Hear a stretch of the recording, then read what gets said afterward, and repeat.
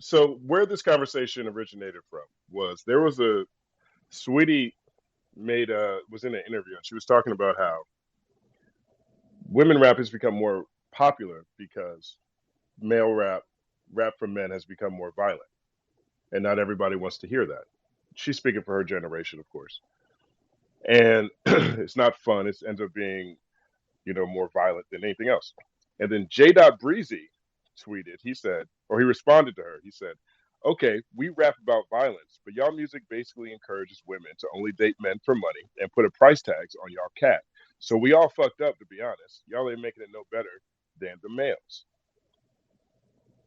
I thought that was pretty fucking, and I thought that was a great response. Now, I don't listen to J. Breezy, but I don't think he's necessarily saying anything that other people haven't thought at different points in time. Anybody got any thoughts they want to jump in with?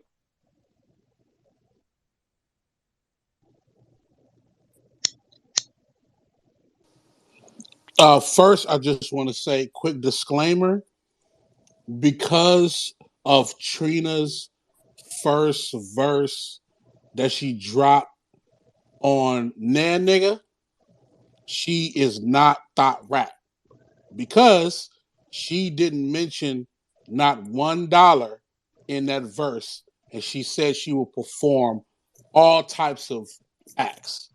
Just saying. After that, after that, she started talking about money. But in the beginning, she said no money down. No, but it's funny because in all seriousness, uh, I I'm actually torn on the question. I'm torn on what's more detrimental because first in my brain, I'm like, I want to take out my era. I want to take it out only because that's the era where it's like, gangster rap was really, big on, talk, doing a thing and talking a talk. Whether it was very, very direct to killing, really don't know. Same thing with, female, music. It was very sexual, but was it too direct? I don't know. I only want to speak for this particular generation because I think drill music is a very, very direct style of music. It's like in the process of making the song or the reason to make this song is purely for a violent reason. I could be wrong. Y'all can correct me if I'm wrong, but that's what it feels like. It's like, yo, I had beef with this person. Let me put his name in the song, create the beat, put his name in the song, put all his homies in there, saying what I'm gonna do to him, put the song out, get recognition, and then actually go perform the act of shooting these guys, and then rinse and repeat. Like it's a real thing. On the other hand, you have what is considered thought rap, which I have two sons. I don't have a daughter, but if I did have a daughter, let me put myself in that like perspective. Is the female rap that is considered thought rap? Is it very, very direct to the intentions of how you're supposed to approach relationships with males? Is that like is it the game plan? Make sure he has something, make sure he agrees to giving you half of it or whatever, spit a bag, get flued out, and like is is that the thing? Is that the way the music is supposed to, I'm just thinking about their intentions of when they're making the music. At the same and at the same time, my last point is, like I said, I'm torn, but my last point is both styles of music is very entertaining. Dance wise, I'm talking about just like dance wise, the instrumentation, it makes you want to get on the dance floor and have a great time. So are the fans really just uh into the music because it sounds good. Because I know with me, with drill, to be honest, I don't know what none of these niggas is saying. But when that beat come on, I'm not a dancer, but it make me want to, put a groove together. Because drill music, the beat is so infectious. I wish people would make, some dance style, like talk about some dance stuff or some fun shit over drill music. But actually, coming soon, local astronauts. You know how I go. I produce. But then you got what's considered thought rap. At the same time, it's fun. It's something to go on the dance floor. So I'm really torn on this question. You know what I'm saying? What up, Chrissy? Speak on it.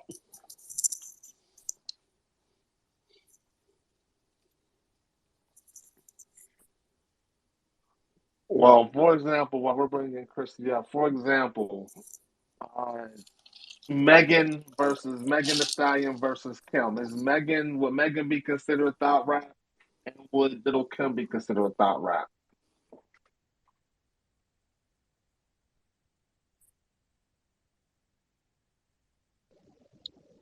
I mean, I feel like in a lot of ways, Little Kim is the first thought rap superstar.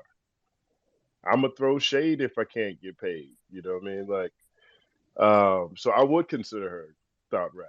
I don't think she's exclusively in the same way, but I think that if you look at the how upfront her sensuality and sexuality was, and you listen to the lyrics, it's like, yo, I need to get paid around here, or this ain't going down. I would put her in the thought rap category. And I don't think it's disrespectful to be in a thought rap category.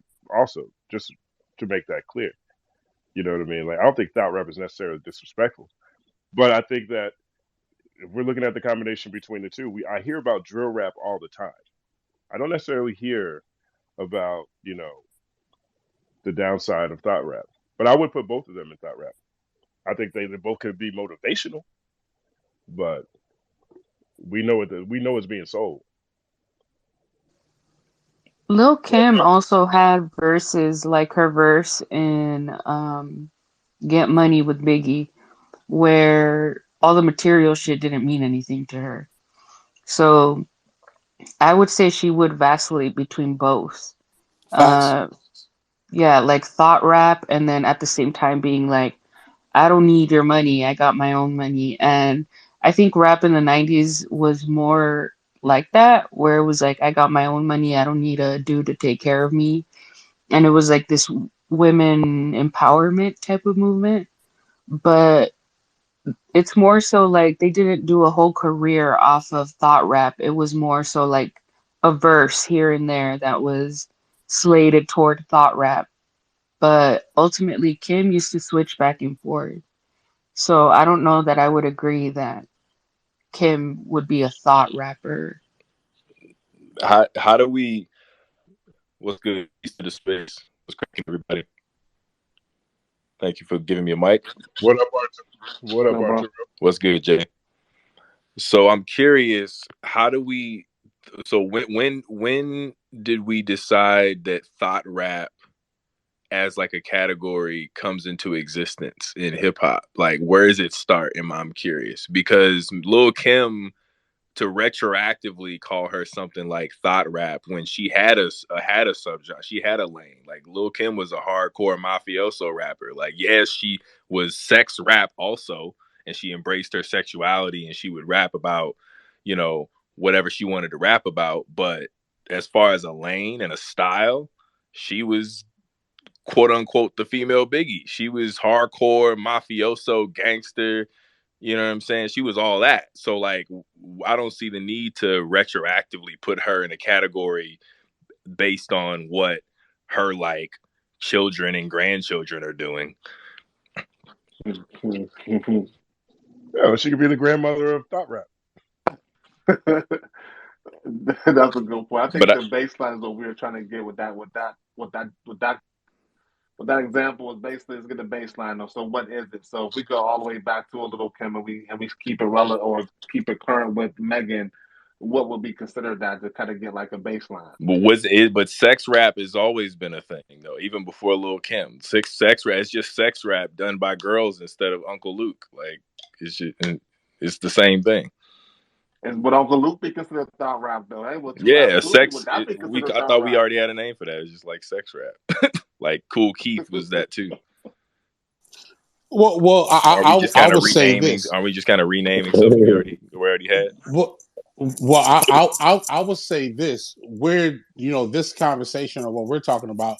We're not necessarily trying to discuss what's the actual term, but when we use the term, you can identify with what context are we trying to talk about the actual thought rap situation, because it can go plenty of different ways. We use the term because we feel like when people hear that, they know exactly what type of artist you would refer to.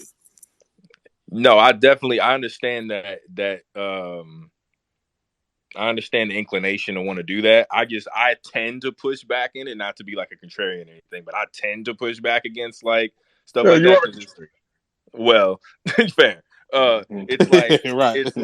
it's like Jay and I have had conversations about like coke rap and like my thoughts on like car rap and just a lot of the labels that we use. Sometimes I think we start getting like layman's terms that are so disconnected from, not disconnected, but yeah, divorced a little bit from like a core definition, that it's like I don't know what people mean sometimes when they start saying stuff, because it's like we start like with coke rap, like we start putting everybody into, I don't want to get into a side topic, but you get my point. Yeah, so I get a little confused sometimes when people say stuff like thought rap. That almost sounds like mumble rap back 4 years ago, and everybody was a quote unquote mumble rapper, and it's like if you didn't understand what was going on in the current landscape, everybody just threw everybody that with Lil in front of their name and face tats in like one box. And it's like, yo, this is not all the same thing. Like, what is mumble rap? That's just, Well, I mean, that's not a real thing to me.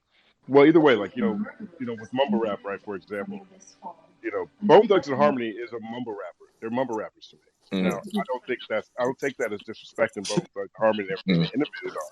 But when motherfuckers are rapping Bone Thugs and Harmony songs, they mumbling like a motherfucker. They don't know Right. what they're saying, right? So to me, it's less about, for me, it's less about having everybody having their own unique identity, because a lot of these terms do evolve in the same way over a period of time, right? If you're talking about gangster rap, if you're talking about mafioso rap, you're talking about drill rap, you're talking about rap with a lot of violence.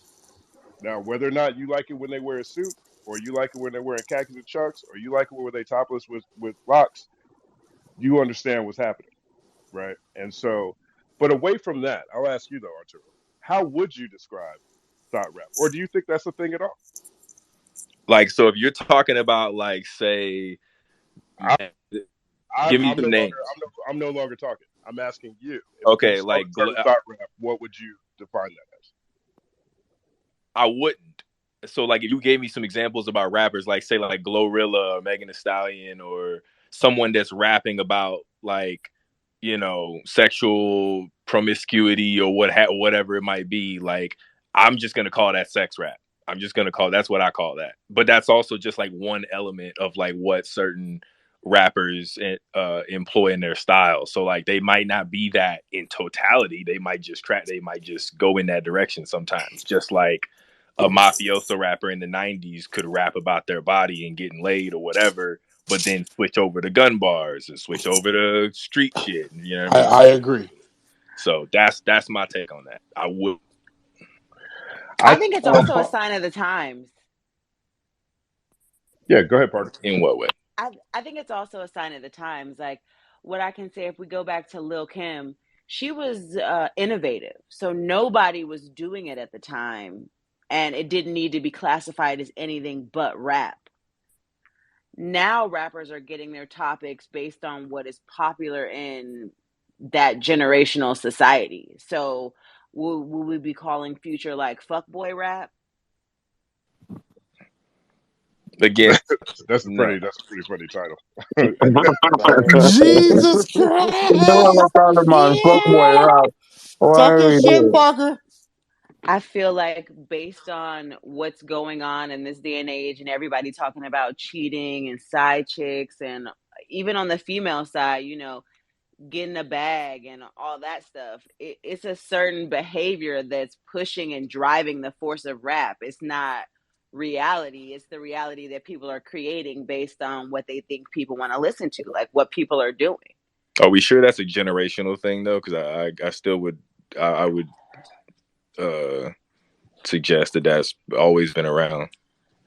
Yes, it has, but it went from people doing what they had to do to get to a place versus doing what they are doing so they have something to talk about. So let me do these behaviors. Let me cheat. Let me, you know, bag this dude. I don't really like him. I just want to get the check. Da da da da da da da. Versus having to do that for survival, where you I see. know your life doesn't exist. You don't get money. Your parents aren't there. You know, all of the struggles that you know the foundational generation had to go through. That was their actual life and lifestyle, and they were talking about things that are actually going on for them real time, as opposed to creating the chaos to have something to talk about. Understandable. So why when my question is, why when women are in the mix does it now have to be something other than just rap? Well, Because we're not saying fuckboy rap, we're not saying cheater rap, I'm right there with you. We're not titling it when it comes to men. It's just rap. But when it's us, it's, you know, THOT Rap. I think men have had subgenres and classifications too, but that's why I'm trying to be consistent. I'm not about to switch up a subgenre for women only. Like hip hop is hip hop, rap is rap. But so, I think you guys are women can be style. in the same subgenres and styles that men have been in.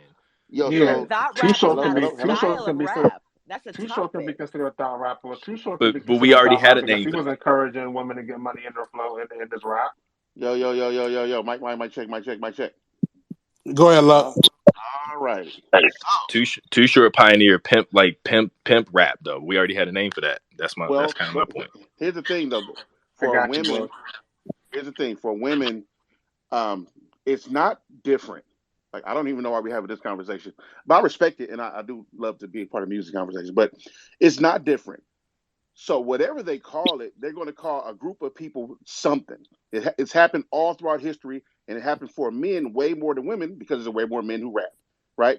So it's like because I remember coming up in rap back in the day, and when niggas were offended when you would call it backpack rap, because it was real street niggas rapping like that. Mm. And they got offended because backpacks to us, to street niggas, was like square shit, right? And that was a thing. Just like gangster rap, just like backpack rap, just like drill music, just like every group throughout history, they all got a name and they got a. So it ain't no different for women. The only reason why it may be offensive is because of what they're calling it. But here's the thing, like you said, when Little Kim was doing it, there was no Lil Kims. It was only Lil Kim, right? So you don't classify nothing. People used to look at Kim as the D-Boy's girl. That's how she rapped. She reminded us of the D-Boy's chick because she always rapped about being around the money, being the boss, and having a nigga with the bread who was hustling. That was her. That was her shit. But every time you get a group of people doing the same thing, they're going to call it something. It's not different for women. It's not different at all. Just you said future fuckboy music, right? Now I understand that, but they call that some shit too. Every time niggas get together and get a group of the same kind of style, they're going to call it something. And it's happened all throughout rap because I remember because I lived it. Right, every group artist got when Too Short. Well, first of all, when Too Short was rapping, it was hardly no niggas rapping. Period. Too Short had his first tape on the street in 1983.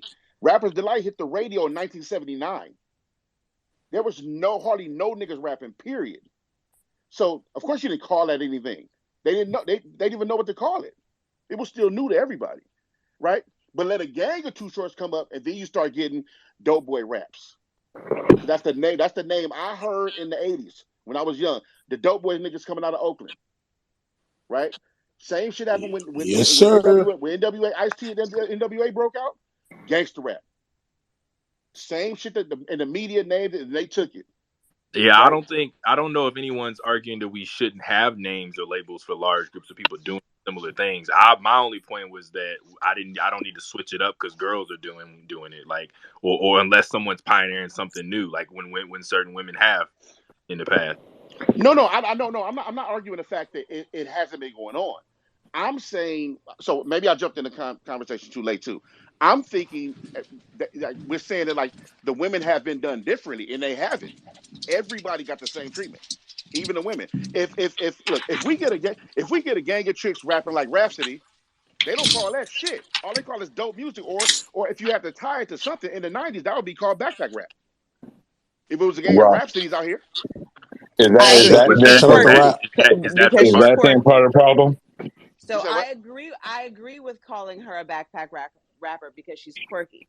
For me, I'm saying if we break down that, are we saying that the style of rap is thotty, or are we saying that the rapper themselves is a thot? It Well, just sounds shit. like Sometimes, but look put it like this: if I rap about fucking bitches all day, can you? Am I the music or am I me? I don't know if Don't that say that. It depends if you actually fucking I bitches or not. Right, Period. right. that What I'm doesn't really saying is, answer her so this is what I'm saying. no, So I, so if I you I so if you understand what take you're saying, but a hmm? backpack is not. You know what I mean? Like, there's nothing wrong with a backpack. No. That's this. Here's the thing, because you weren't the street Depends on the nigga kind of rapping like backpack. that, and you weren't the street nigga rapping like that. They called it backpack niggas because it was tied to being nerds, being square niggas. That was offensive to niggas. No matter how you call it, it was offensive to niggas, right? And we was carrying backpacks. with Right, the That was the with the fast. spray It can. for was sure. Yeah. Okay, yeah, the that's a oddness, twist. That's a twist. the That's a twist. oddness. I Yeah, can't because disagree because it is the same thing. Okay, Hold on, yeah, go. it Hold on, goes go to ahead, what Matt. Parker was saying. but Like, you're if saying you that live in that the life, association between a backpack takes you away from the fact that it is just an article of clothing. That the association was you're a nerd if you have the backpack, so that's not a good look. That's well, the it was same as me saying, like, are No, you saying that the the rapper backpack is was a about dope hoe, skills. And I think the but backpack was or a dope thot skills. rather? It well, was And well, that's the style well, of rapping, that it's let, thot rap because the rapper is a hoe because she's rapping about no, being no. a Listen, hoe. what I'm saying is can Yeah, I that just speak as part of? hold on, y'all. Hold on, y'all. Let Bat speak real quick, and then we'll I've go been on. trying to just jump in there for 1 second as a part of the backpack congregation. I would like to say I think that that's one of those nuanced things that you can only have a conversation Right. about on the culture, like with us on the phone, or like us on the call, because you got to realize it was a couple of things happening at that time, right? I Like think so. fashion wise, the backpack was being transitioned from a studious thing to a fashion thing for rap niggas, right? You had your rap book in your bag. Somebody gets socked out for fucking with your rap book bag because your book is in there, right? Yo, a Spray lot of can. stuff that you need is in there, right? So you carrying it, and then the backpack rappers also was a lot of artists, so it was spray cans and markers in the same backpack, right? Facts. I'm not. What Oh, Luck go is ahead. talking about? Wait, let me go because I'm No, gonna go land ahead. in a second. What Yeah. Luck talking about is that there was also the backpack rap, the niggas who rap like what we was the niggas who was carrying the backpacks. It started because they was lyricists, quote unquote, or traditional hip hop, quote unquote. They keep taking different names. It was dope street rappers who was being called backpack rappers every time they got articulate. Right. If there's a conversation that started on one of our podcasts, I think um, on rappers and ballers with Fredro Starr and Johnny Voger, and one of them called somebody else a backpack rapper. I think it was like Royce of 5'9", right? Yeah, But, Royce. but Fredro was saying it in a way that he was like, no, I mean lyrical. Like I think of Sticky Fingers as like a nerd rap or a backpack rap or type shit. You see what I'm saying? So people started being offended by who didn't want to be categorized with the house dressing, the house dancing, graffiti arting, lyrical nerd rappers, but they were still lyrical gangster rappers. That's all. That's the only little bit of confusion is that backpack rappers wasn't all the. They wasn't all. Some of them was gangsters. It wasn't what they were. Some of them was street niggas. Period. And when you called them that, they were offended. You And feel what I'm saying? but here's the thing too. To tie to that point, to add to that point, actually, the niggas with the backpacks never made the name up. That's why it was so offensive. Because I was the nigga with the backpack.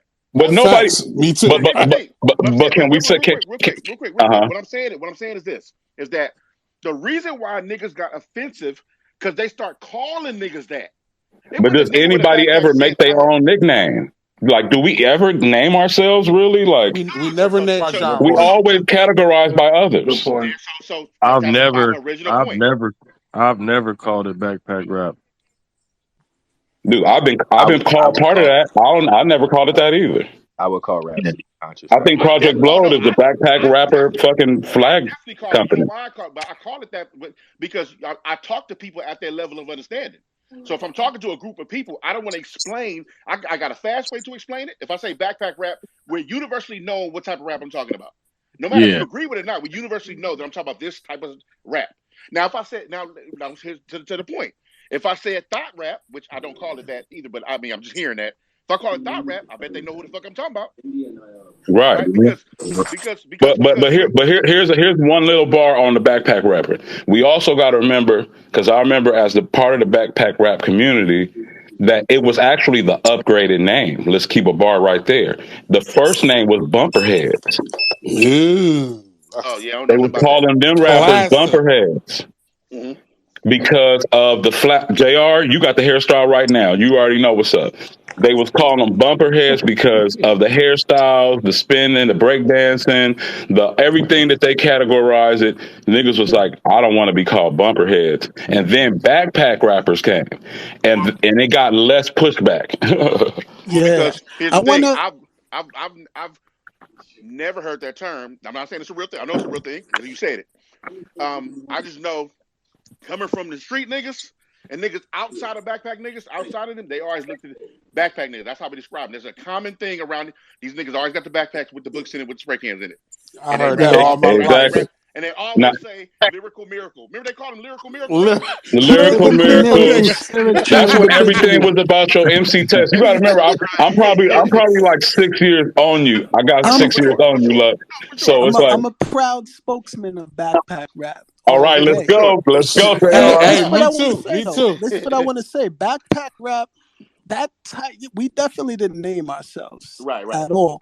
But that title, like speaking from like moving around New York '90s, that title really came from really all of us just on the scene in that independent scene. We had backpacks on.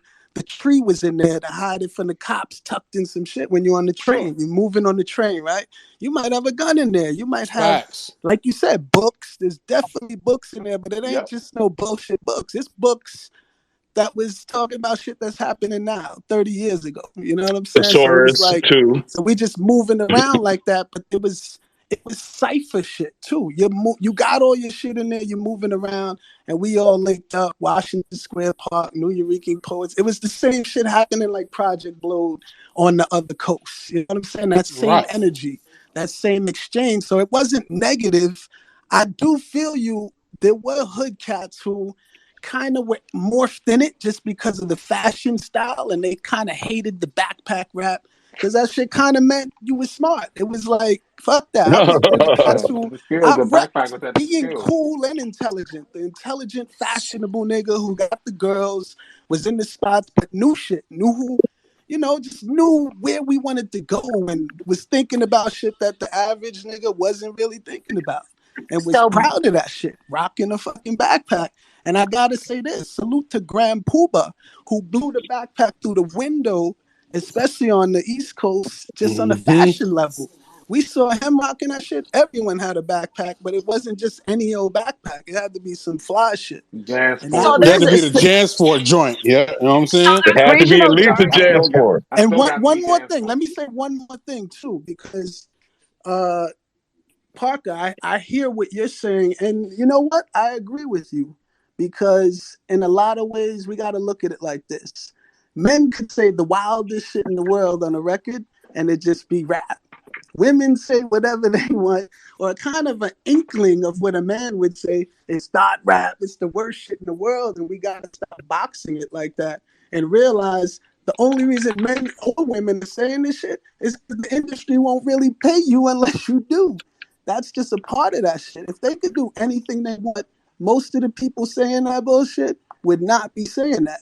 That's how I feel. I don't know if everyone feels that way in terms of the people involved, but let's be real. A lot of these youngins, they saying and doing that bullshit because you kind of have to even get to that fucking label bread, and that's the And if game they playing. and if you're noticing, people are actually saying that right now, like we're a slave to whatever Exactly. the industry is saying, and it's an uproar, but that and an outcry, but it puts the responsibility back in our hands, and it's just like, I get it, okay, let's voice what's going on, but also, what's the move? Yeah. Right. Now, that's a perfect segue, Parker, because with this conversation, what's more detrimental, drill rap or thought rap? And I'm using these terms, like I said in the beginning, is just for people to understand a little bit of what we're talking about. If we need to change the title, in terms of the future. I'm definitely with that because I don't even use those terms. But the conversation about that is number one because a lot of the violent elements, like Justin was saying when he was talking about the Sweetie post or whatnot, a lot of the violent elements lay on the men in terms of the things that we've been through, and then a lot of the relationship elements and sexual elements, unfortunately, lays a lot on the women that's in the music as well. So this conversation is really about, what do you feel like is detrimental, and what can we do to change the narrative of all of this? You know what I mean? Drill rap Are there all day. guardrails? Let me So let me say one so thing. what's better? What's worse? Either killing Drill rap. or sex trafficking. Oh, time Drill out. rap. Let me hold on. Let me reset the room. That's Okay, what it wait. comes. No, that's Hold on 1 second. Let me just reset the room real fast. I'm sorry. BTSN presents what's more detrimental, drill rap or thought rap. I think that the first question really gave us a baseline, and the baseline ultimately is hypersexualized music versus hyper violent music. No gender bias, but ultimately we want to identify what its detriment is to the community. So we've identified our baseline. We kind of got an idea of what we're talking about when it comes down to drill rap or thought rap, hypersexualized versus hyper violent. That doesn't have to be gender bias. I feel like at this point we identified that any male or female can fit into any category. I think now we want to get into what's more detrimental. What is the detriment to the community between hypersexualized and hyperviolent? And we want to get into that. Let's talk about it. One at a time, y'all. I think that I would lead with drill rapping being more detrimental only because you have to learn sexuality, and it's not as easy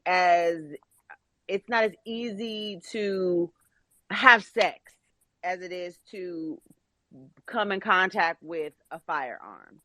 I just made a post today because I love that backpack song. Backpack, backpack. It is my shit. And today was the That shit is first jokes. time that song slaps, but it only slaps because it's a children's song. It is absolutely 100% a children's song.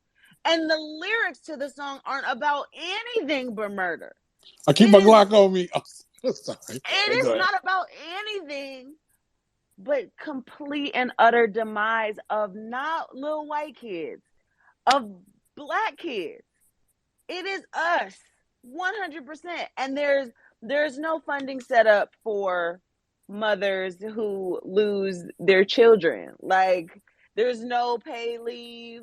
We don't have anything in place for us to be pushing this so hard.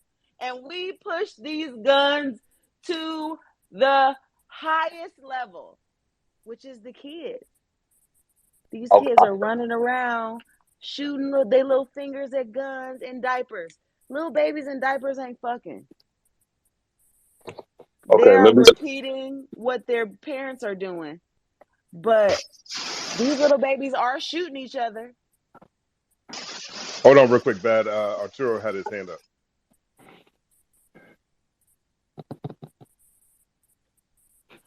No, actually, I removed my hand. I'm gonna let the room continue to cook. Lays, you a DJ in the room. Which one do you feel more guilty about playing? Right. Because you got to drop it on the DJ sometime because it's not all on the radio. So do you feel like when you play, and any other DJ, I shot this at Lay's, but if we got DJs on the call, like when you spin some shit, some drill shit, or you spin something that's going to have like Mahoney and her friends go up, like which one you feel like I'm kind of, which one are you most likely to feel either over it, or what is your opinion on this just in general as a DJ? Jay, can you make Lays and Mahoney speakers, please? You got Star Warner right now. Thank you. Oh, and also Jocelyn. I know she got something to say about this too. Shout out to everybody in the room, man. This is a great conversation, y'all. Man, everybody in the Excellent room, share the conversation. room. Share the room. Say your piece. I think we're getting to the good part now. Okay, it doesn't have, I'm sorry if ladies and gentlemen, you can keep going, but I'm just curious to DJs too, because I know there's a lot of perspectives around making it, but playing it is part of the conversation too, though. I don't even want to take the accountability away from just the repetition of it, because I didn't hear that song on the radio. I heard that song on Instagram. I heard that song on TikTok. I heard Facts. it True, but you only can't on get social wins if media. you can't get spins. Okay, but not now. We Mm-hmm. really have so much of the power, because even the artists at this point are pleading to the court. Like all they want us to do is make these videos. They're feeding off y'all. So all that's all they want us to do is make the videos. They don't give a shit about the music. Sweetie is a perfect example of that, because 2,000 copies, 2,000. bro. What? Well, that was horrible marketing too, but that's a whole other topic. But Come on, look, man. look, Wow. I would say this. What does that mean exactly? 2,000 copies, meaning she sold physical 2,000 records or 2,000 2,000 iTunes downloads? And those 2,000 are projected sales. Those are projected sales. unit equivalents. But how is that counted? I guess what I'm asking. Like, what physical unit you know what I'm saying? Like, No, because Well, I it don't have feel to be like physical. these It don't have to be days, physical. It don't have to be physical. You can purchase through. It's the same thing. If I that's what I'm purchase an saying. Is it iPhone, iTunes downloads or what no, is it? it's just it's equivalent streams to that equals up to 2,000. The value of 2,000 copies. But let's just put that in So layman's terms, because I didn't understand. I didn't even speak as far as that was concerned, because I'm just like, I feel like it's sales. But for me, what it meant was, you see these other artists and they come on and they're the first Black female rapper to do this, the first 100 top 100 of this, the Billboard this, the da Yes, da da da da yes. da da da da. And it's just like, I didn't buy those records either. So the No fact one that buys records. That's my okay, point. so No the one fact that they buys put records. her on social media, and now it is public knowledge that she only sold 2,000 of whatever, that is substantially less than any other they just artist. did the baby the same way. But you know what? They were They do. excited Look, if about you're Nas selling 30,000 the first week, and I the was like, fact that we "Damn, know that's where this we at." means But that's where He's we are. When you right. he's But think the about fact it, that we that's know where this, we the are. fact that we we're know all jumping. this means they keep. The fact that they know this means they keep. Everybody's numbers are projected. Not even projected. They say if you're a star and your numbers come out super fucking low, you're gonna get your first week sales, and everybody's gonna laugh at you if it's not a good number. It happens to First week everybody. sales are different, though. We can't It don't even focus matter. on that anymore. But It's not the remember, same thing. but I'm talking to the. It's like reading the room. I'm talking to the game as we are in today. I'm not talking from where I come from. I'm talking to people who care about the things they care about right now. It's the But No, you I people. can mean, only set. even those people, they have to stop it and cut that shit out. Those days are over. But you Seriously, can Yeah. they're only over. Let's not sexualize. construct it. You can Let's not only construct it. Let's sexualize not a construct person so young. You can't sexualize a person until they're 18. You can put a gun in a person's hand as soon as they can pull the trigger. So it is more detrimental to play drill rap than it is to play THOT Rap. They don't care if that Well, girl it loses her depends. hoe shine. They don't care if she loses her hoe shine at all. Okay. Especially if How being a many hoe people is on has the thought? downswing. How many people has thought rap killed in the last 10 years, or 5 years, or 2 years? We gotta Oh, like for Oh real. oh no, my Fuck. goodness. No, yeah, We these, have these to women be start setting men thinking. up. No, These for women real. talking are about We we have talking to about aborted start babies? thinking about Oh no. like Okay. the Oh, deaths. whoa, Hold on, whoa, hold on. Let me. whoa, Okay, I'm gonna let you finish. Roderick, whoa. All right, we're gonna reset the room right now, everybody. We are on BTSN. What's more detrimental, drill rap or thought rap? Vigorous discussion. Love everything that's happening. Uh, if you have something to say, feel free to raise your hand. We want to make sure that everyone gets a chance to speak and make sure everybody's coming through clear. We got Arturo up here. Peace. So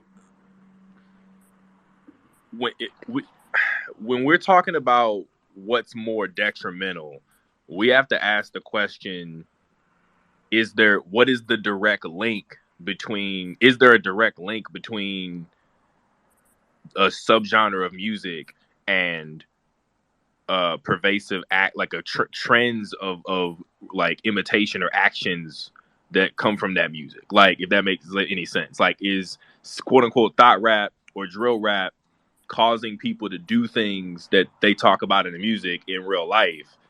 Is that the source of the problem? Because no one asked that question. I don't think anyone asked that question since I've been. Is that the source of the problem, or is the music simply expression of different people coming from different places, different conditions, different lives? Because I really don't like generalizing.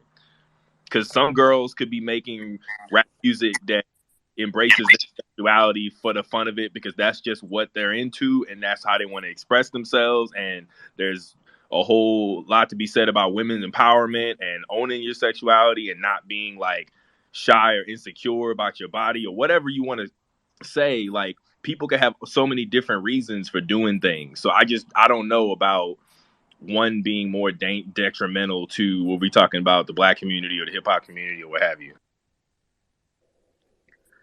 So to answer your first question, excellent question. I feel the transition in thought rap, and why I feel like the industry is pushing either, which is making it detrimental for us. You're pushing the guns, like, talk about guns, talk about drugs, talk about all the things that will take you away from society.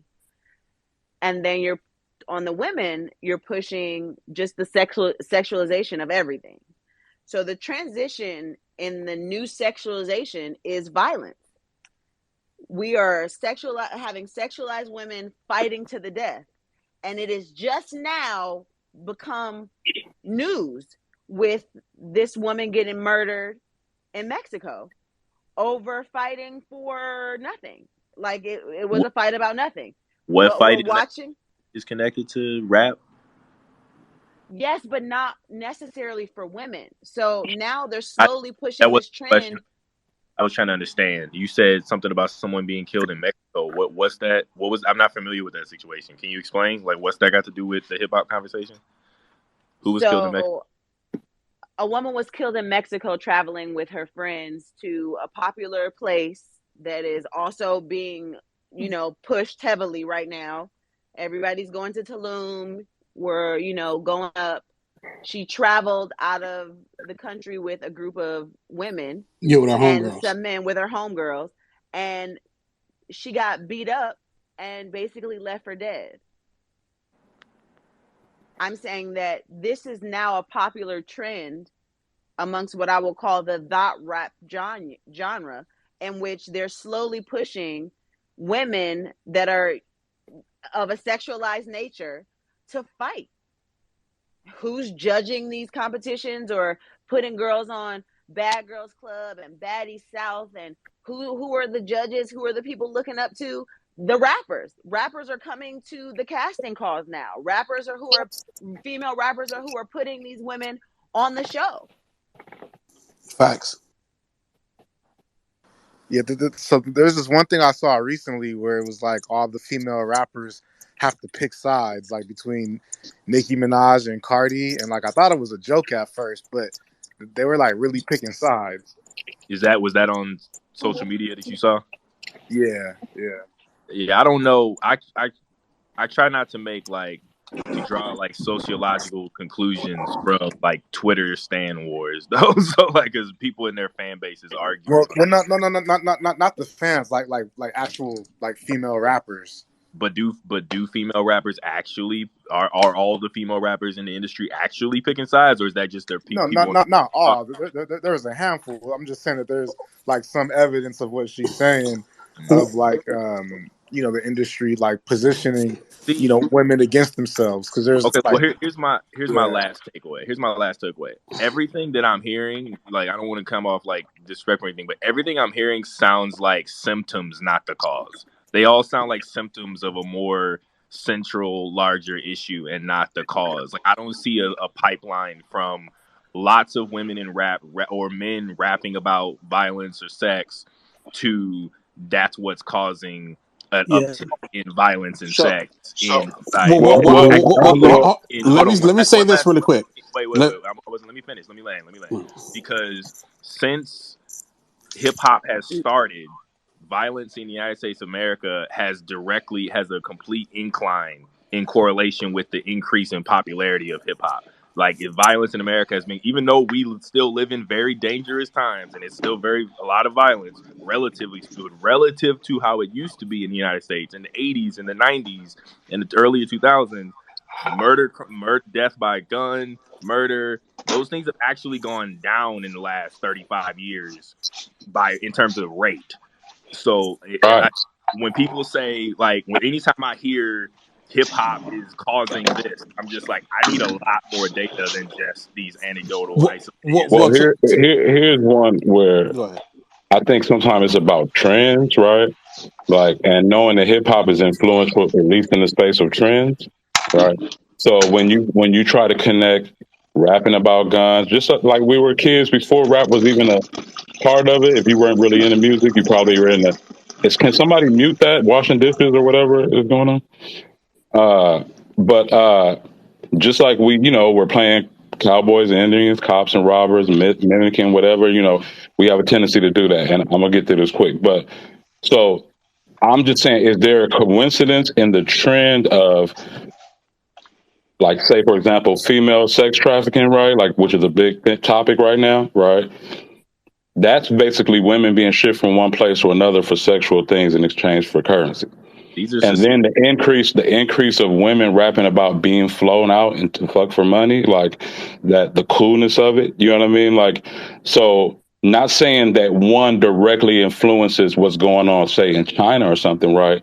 But I know if I were to be of the criminal mind to be trying to do something like the movie Taken, when you see Taken, it starts out with, let me appeal to whatever is glamorous about the entry into the crime. So if I can get you through liking the music and the idea and the fantasy around, I got money, you're going to have to fuck. It's kind of, even the other girls that you look up to are saying it, you're going to have to fuck, we probably going to do some drugs, and it's going to be money involved. If I'm not giving it to you directly, some stacks, you're going to be having bottles or whatever. That turns into something that ends up being tales that you hear largely from video girls. And then they end up championing the bigger cause of there are people being trafficked on another level than what I was even dealing with. But that trip to Dubai switches up, and girls from LA and New York be on that. So, and a lot of the influence come from how they dancing and fantasizing in the moment, just the same as us with the gun shit. It's what appeals to each one a little bit more. So is that not enough of some type of trend that leads toward, or it got to be she said, put yourself on a plane, put yourself in a bottle, little fuck you, man. And then boom, you did that for bar for bar. Right. Yeah, And I think in some ways though it's deeper than a trend. Like when you look at young people and violence today, right? The drill rap. Think about for real. When we were young, yes, it was violence happening in rap, but in the music itself, it wasn't the music that was violent. It was the conditions that the people in the music using that as a vehicle, That's as the expression, blah, blah, blah. But when you think of today, it's more about it's deep rooted, it's self-hate. Like for you to just off someone who looked just like you, who grew up around the corner like it's nothing.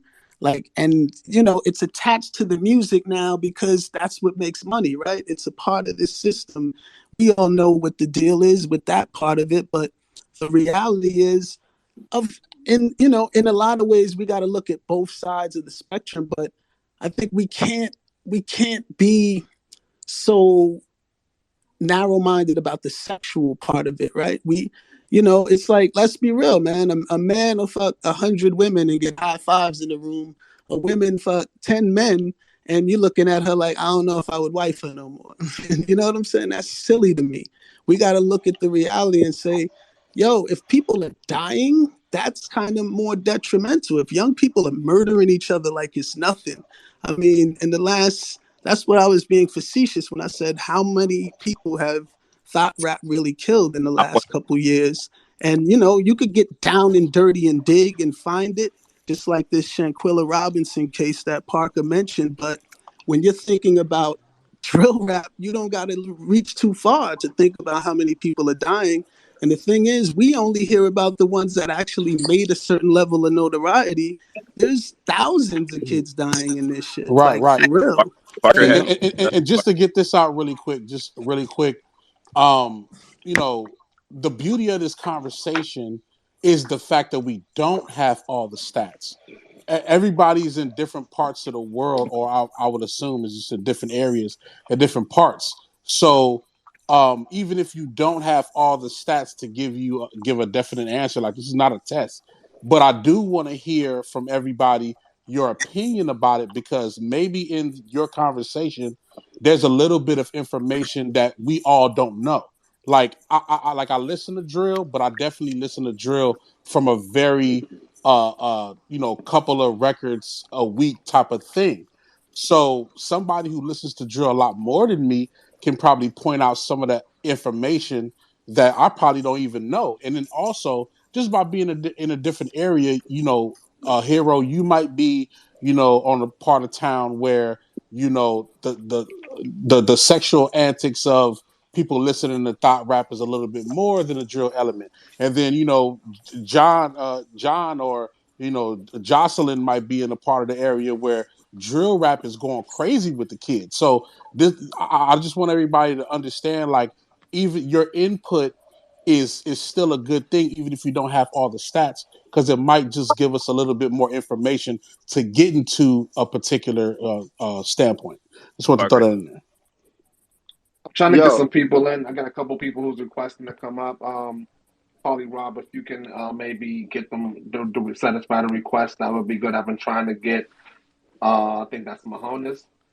I would. Mahoney. I really would like to respond to some of the things Jr. said, but I don't want to overcook Parker because she had her hand up next. I wanted to speak to what you said about the large. I mean, about the how it's not that. I don't want to say that big of a deal because I know that's not what you're saying. But on a larger scheme of things, it's not that grand. And for me, that sounds a little like COVID numbers. I didn't say Like that. That's not that wasn't my point if you were talking about me.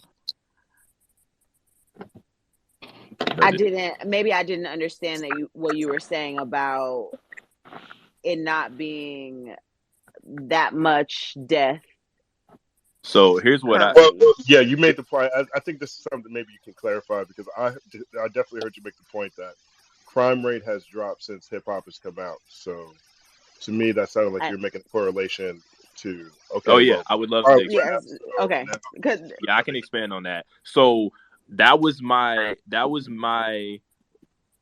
I was trying to basically say that I don't see the connection. I don't see the proof of the connection. I wasn't trying to downplay the fact that there's death.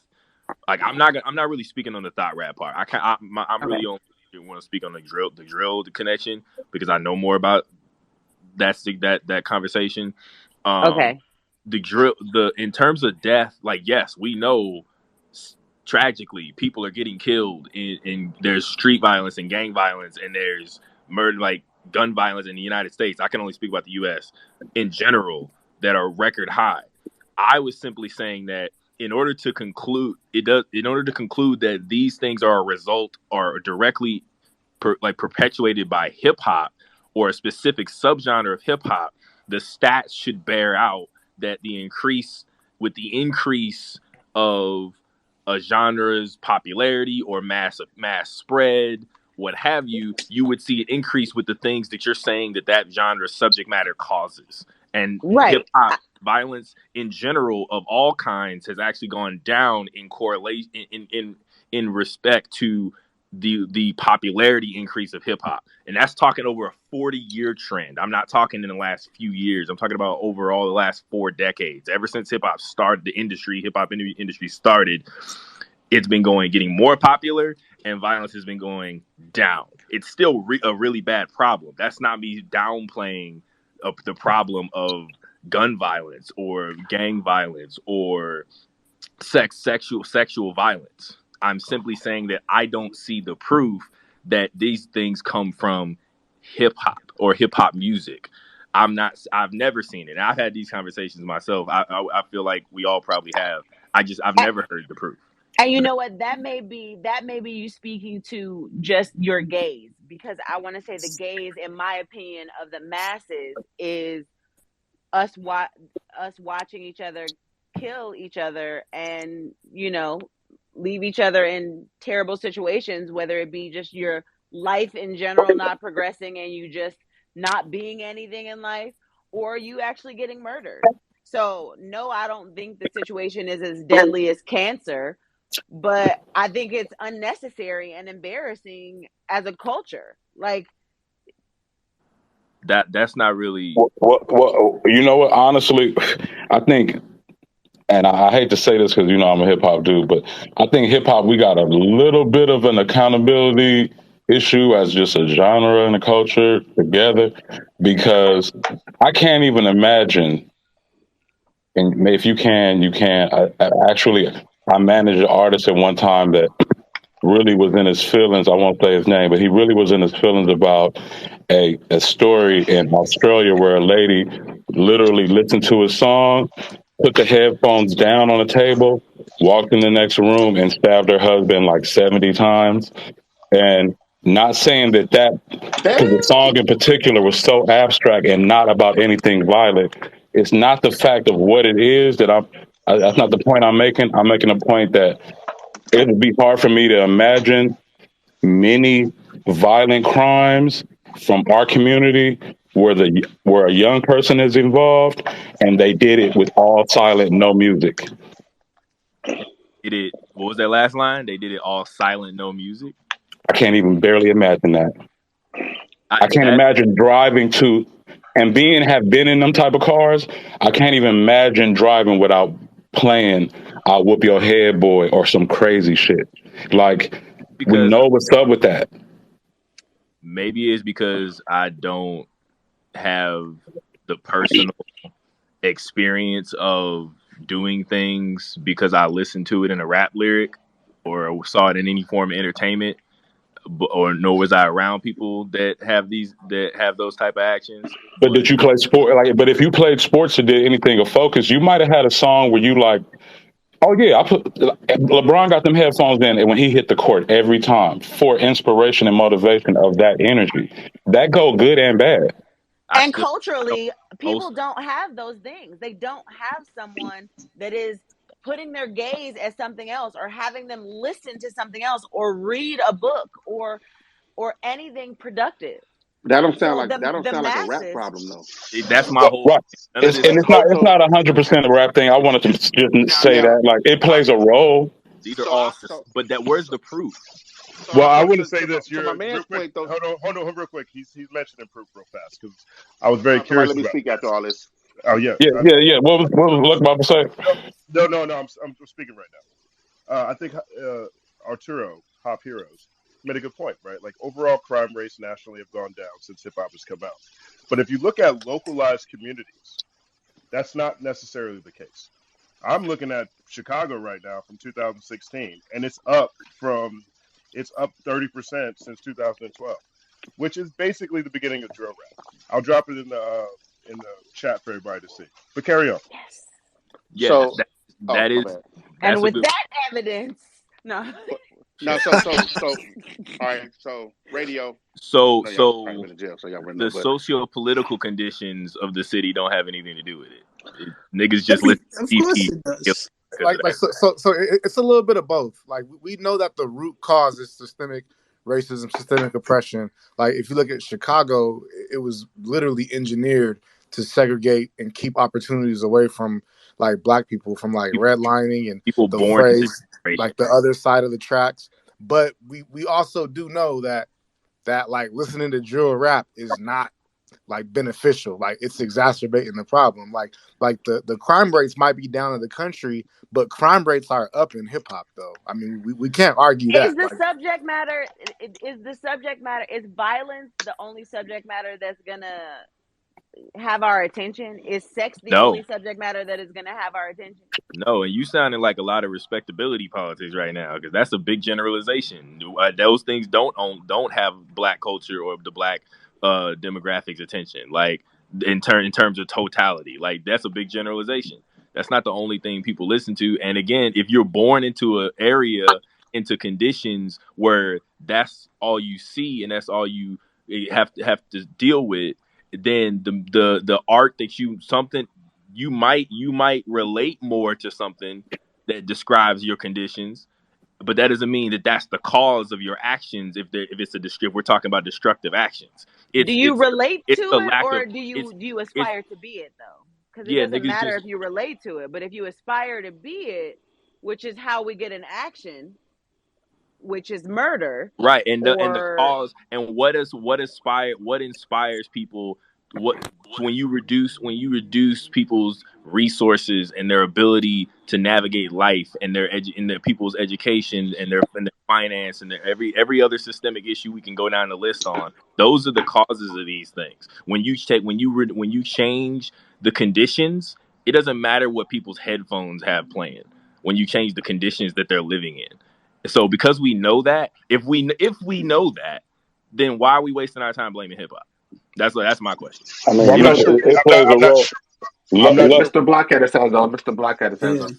right. And And can I you don't also think we're bring up Griffin because blaming. he's a Chicago rapper too? So I want to hear from him after Luck, if y'all don't mind. so Yeah, to my man's point, now I agree with him. So when he said, "Are they symptoms?" and I agree with that. They're symptoms of all this shit going on. You know what I mean? Like if we try to tie, like when you said in 2012, well, the murders in Chicago have gone up because that's where drill rap started. Yeah, but that's also a prime area in the blowing up of social media. So I can tie it to that too, and I'll actually have a better argument tying it to social media than you do a rap. And the reason why is because social media has put us all in one room together, the whole entire world in one room. So, for example, when people say, "Man, there's so many rappers dying every week," is another rapper dying. My nigga, it's been rappers dying since I've been born every week. The problem is every single rapper from any little buttfuck city in every little town is getting brought up. goes Oh, viral, Lil something everybody something gets got to see. killed. Everybody Nobody sees. knows the nigga, but the nigga in that town, and he got killed because he was on the block doing street shit. And he's a rapper, so it's like, oh, he's a rapper. It gets promoted as like he was Lil A hip Baby. hop He, problem. he Thank you. wasn't Lil Baby, so they make it a hip hop problem, right? And so every week you like, damn, another rapper died. I don't know none of these niggas. And Thank you. nobody know none of these niggas. They are from their little section, and they just happen to rap, and they got smoked by being street niggas like niggas be street niggas. So what I'm saying is that I can tie all kind of things to different dates, but when social media got popping, cause I've been on Twitter since 2009, right? So when the rise of social media happened and Instagram started to get popping, it put us all in one room, and everybody wanted to be like everybody else. So like the music is a part of it. Back in the day when niggas was doing drive-bys and all that shit out here thugging, they wasn't listening to none of that shit. No NWA, no IC, none of that shit. They was listening to the oldies. Why? Because killers don't need motivation to kill shit. So what I'm saying is that yes, Baju, you had a point also. So for example, football players getting pumped up, they'll throw on some drill shit because it's like bravado shit, motivation to make niggas feel pumped up and mean. But if you're not a killer, you're not a killer. The music don't make you do nothing. That's the problem. The Thank music don't make you do anything. It's either in you or it's not. Now, what makes you do something, if you are inspired by somebody out here trying to live a life or portraying a life, and you want to be that, but that don't necessarily come from the music, because that comes from you, who you follow on your page, who page you listen to, academics page, DJ Vlad, rappers beefing, or you into the rappers beefing, or you watch all the housewives and you see how all black women are fighting each other. So now when you get in the world, you talking to black women like they ain't worth shit because you think that all black women act like Love and Hip Hop and baddies. That's a bigger problem than, first of all, visual is always the bigger problem. We are visual creatures. We're attracted to visual things. Music never made a nigga do nothing. That's why that's not true. I disagree. I gotta disagree with that just I gotta There, historically. disagree. there, I there, there gotta hasn't always been a visual. that's what to say. There hasn't always been a There visual, and hasn't before always there been a was visual. even content. Let me just add, because y'all probably agree with this. I want to Before, put my as point just African, as African, just people or people understand, like when there was wars, they would make songs that you could hear them singing from miles away to make fear in you, and it always also was to make the people who wasn't confident in being a warrior up for it, feeling like they was part of the whole. They do the same thing in football, young kids chanting all this shit, the army, they making up songs for soldiers for a reason. Big facts. That's not facts. That's your opinion. No, No, that's facts. that's why the do army agree. got songs. Facts. I do It's agree that intrinsic. It's It's either in psychological. you. First of all, if nobody on this stage ain't never killed shit or shot shit, that's a whole nother conversation. Don't say nothing. What I'm telling you niggas is, it's either in you or it's not. Everybody's speculating from the sideline. You either did bullshit as a youngin and was out here pushing shit, or you wasn't. Dude, most killers is cowards. I Like think most it people, you know how changed many though, people kill man. people out of fear? I think it changed a lot. There's a lot of young people who don't have it in them, but it's not. I don't think it's the music that's making them do it more than it is the culture that's been manufactured around the music. That's The what I'm music's saying. just the vehicle that's That's what been I'm saying. used. And like you said, I do Symptoms. agree And that street culture. they're almost tagging it on whoever. If you fucking spit one bar and it's heard, the media will just deem you a rapper and just put it all in one box. And that's not the They've been doing that. reality. But They've been pushing. Right. It's like they promote the rap. They signed it. It's like they promote the act. They sign it. They sign a rapper. They make him push all the bullshit. Right. They put millions out behind all the bullshit. yeah, And then at the same time they'll blame that rapper for being a rapper because they're the problem.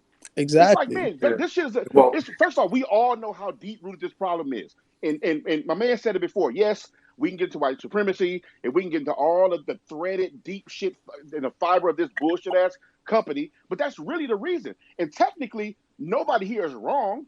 If whether you talk about thought music and sexualizing and rappers Hmm. following other rappers that want to be another nigga and living like, or some coward shot a nigga because he was nervous and a punk ass nigga, he shot a nigga, right? But that still wasn't for music. Niggas scared, right? So what I'm saying is, to my man's point earlier, he's saying like, my nigga, that ain't the reason. Thank you. Now, if it's symptoms, there's signs of we already fucked up, right? Yeah, So if you add a layer on top of that to keep us fucked up, oh, let's make the music more violent on top of toxic and trauma ridden people.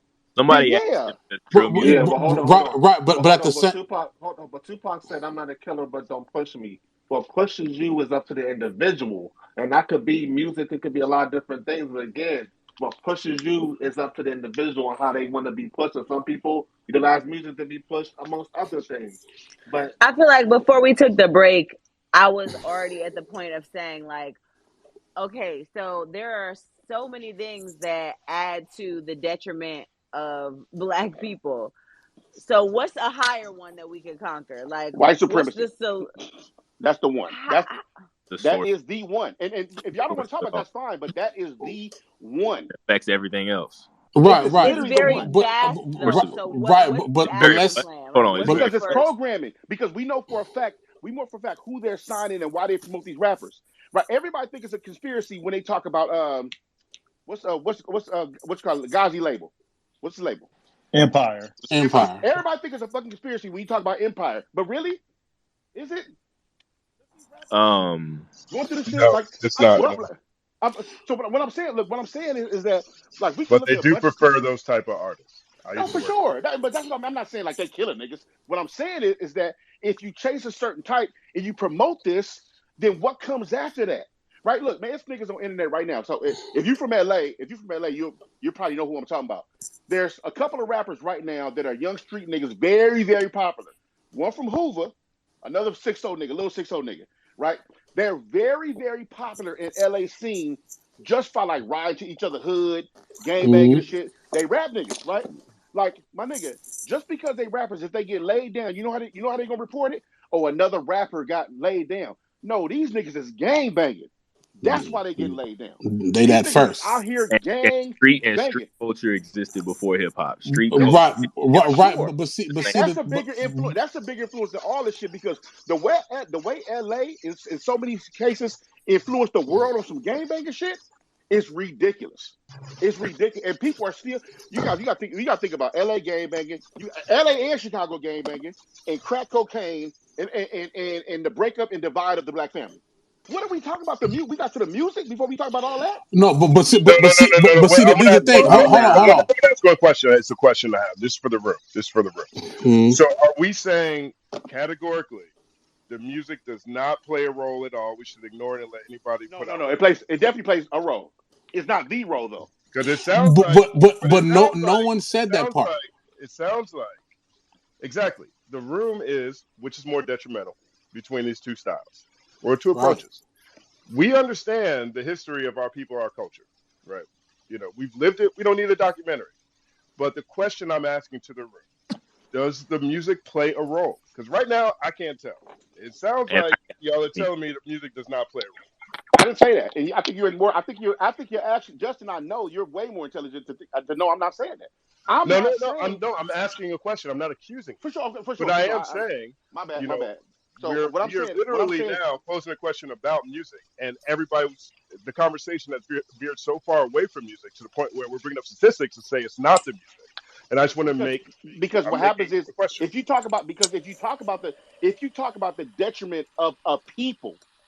And you start with either the rap, either this kind of rap or that kind of rap, it's going to be some people to be like, wait, what? Those two are the detriment. Which one is the more detriment to our people? You got to take a deep dive. It's almost like a loaded question. Exactly. Well, of course it's a loaded question. It's like I know for sure. We are also very educated on who we are as a people, and as a community, as a culture, and as a genre. I don't know. So my question is, literally, are you guys literally saying that, you know what, let's not worry about the music, let's pick this other stuff first and the music will take care of itself? That could be an answer. Fixing white supremacy and having black people having economic and social and civil autonomy would definitely change everything about the music industry. So I mean, yeah, and I'm definitely not saying don't worry about the music, just because although I don't agree the music is the problem, it's definitely playing a major role as a vehicle of communication and exchange. Hell yeah. As well as social media. Those two combinations is like the time bomb that goes off every other day. Yeah, we live in the influencer age, and so there's no way that we can talk about living in the influencer age and not realize it's that definitely throwing gasoline on fire. Sure. Here's another just a characterization from a macro standpoint, and then I'll cease talking here. But to Arturo's earlier point, crime has been down 40 years overall, right? The nationwide, cross races, cross everything. The time bomb that our community experienced at the birth of hip hop and the onset of the crack era and COINTELPRO, that provided a perfect storm of things to have black communities struggle for the next 20, 30 years, right? Well, you take social media, you take certain types of music, you take the Great Recession, everybody's losing their jobs, you talk about everybody losing their homes, and you talk about COVID. Potentially, is this a combination for another time bomb, another perfect storm of things to where we're going to see, looking forward, increased challenges to our community? And in that context, perhaps the broader popularity of THOT Rap and drill rap. And that goes to, because for me, this is what I feel like this conversation is good for leading to. Just like what Justin said, like most of us is probably over 30. You know what I'm saying? Anybody under 30, shout out to you. But these conversations, like we've been through enough shit to know, like Hero and Luck was saying, the symptoms. We know the symptoms. But we also know that by the time we get to the what's the cause of it, Those man, were the cause. this shit. No, but what I'm saying is, by the time by the time you get to the cause of certain things, like that shit is over. It's happening to us, and it's in full right. This conversation with regards to drill rap and thought rap and whatnot, this might be a jewel for the younger generation to see. Like, okay, these people have experienced things before the drill rap and all the current female rappers happening. Like, how do we get a hold of it? Maybe somebody in here might be a program director, a DJ, whoever the case may be, anybody that's a creative or influencer on the style of music. And how do we do whatever, simmer it down, adjust it, make a new style to where it has the elements of a drill rap to do other things? The whole shit got to fall. Right, I just feel like but what I'm it's time saying for is, R&B to come in and save the day. right, R&B. but it might be an element of a blend of other different things. All I'm saying is, when I recognize symptoms, my objective is to recognize what those are and try to prevent the major cause of whatever this possibly could be. So I think that's why the conversation is great. I didn't think about it as like, oh, let's get to the real like community social problem. It's inevitable. That's in my opinion. And the reason why I said that, the reason why I got there is because when you add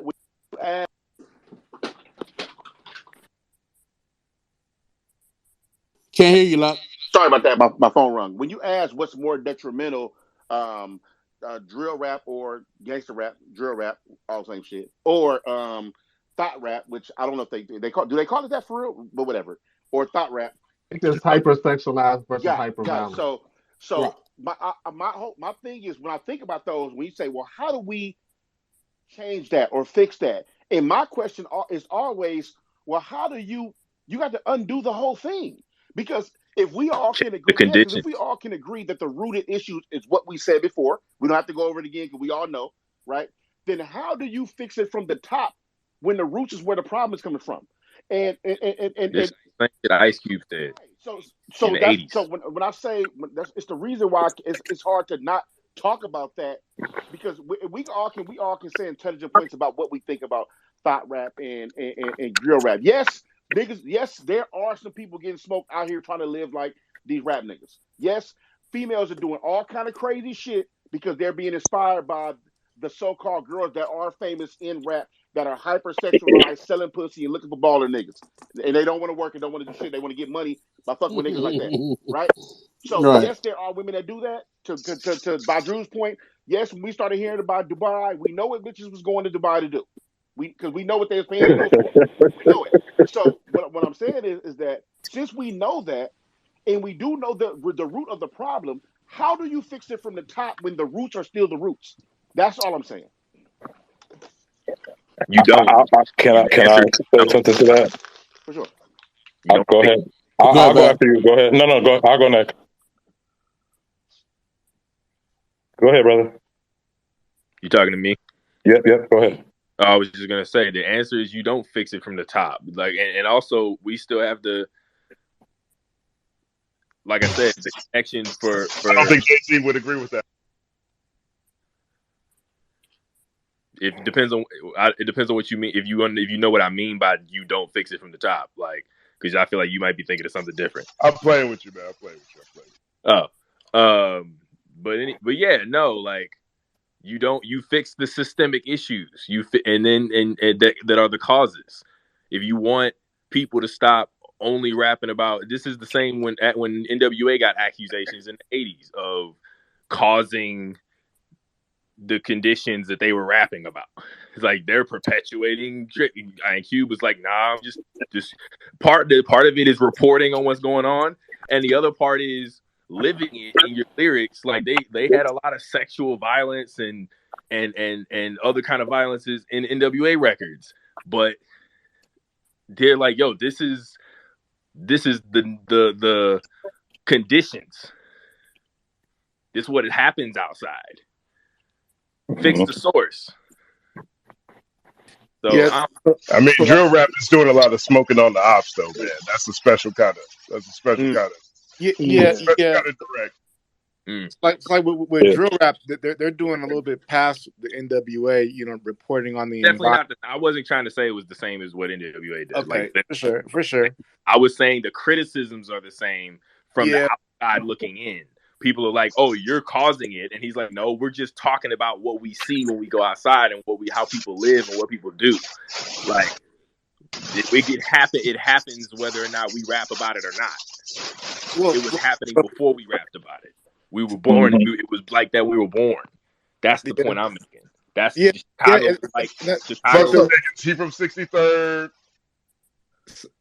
So like that's for sure true, right? Because like violence was happening. I mean like some of the oldest gangs in LA, like what I think it's White Fence started with Irish people back in the 30s. So that was already there, right? But like again, like the smoking on the ops, like we have to do our part to stop the bleeding, like until you get to the doctor. Like you can't just say like, well, it's the white man's fault, so do whatever you want to do. Okay. Wait. So the answer is a combination of both. Like we do need to start from the top up, but we don't have to encourage and just allow. Like we can still raise our standards, you know what I mean, while allowing people to express themselves. Yeah. I think 15-year-old. What? Hold on. My iPhone. Well, let me reset the room real quick while we got that little bit of a break. BTSN presents what's more detrimental, drill rap or thought rap. If you don't know, BTSN.watch is Elon Musk need to hire some of them engineers back. So at the end of the day, please check out BTSN.watch. We are presenting what's more detrimental, drill rap or thought rap. Let's get to the conversation. Let's start thinking of some solutions. We got good people here. We as consumers of music, as consumers of culture, what are some things that we can start doing to kind of start tipping the scales and changing things around for the good? Let's start talking about some positive things. Let's point this in the direction of change and what we could do to bring about that change or be the change.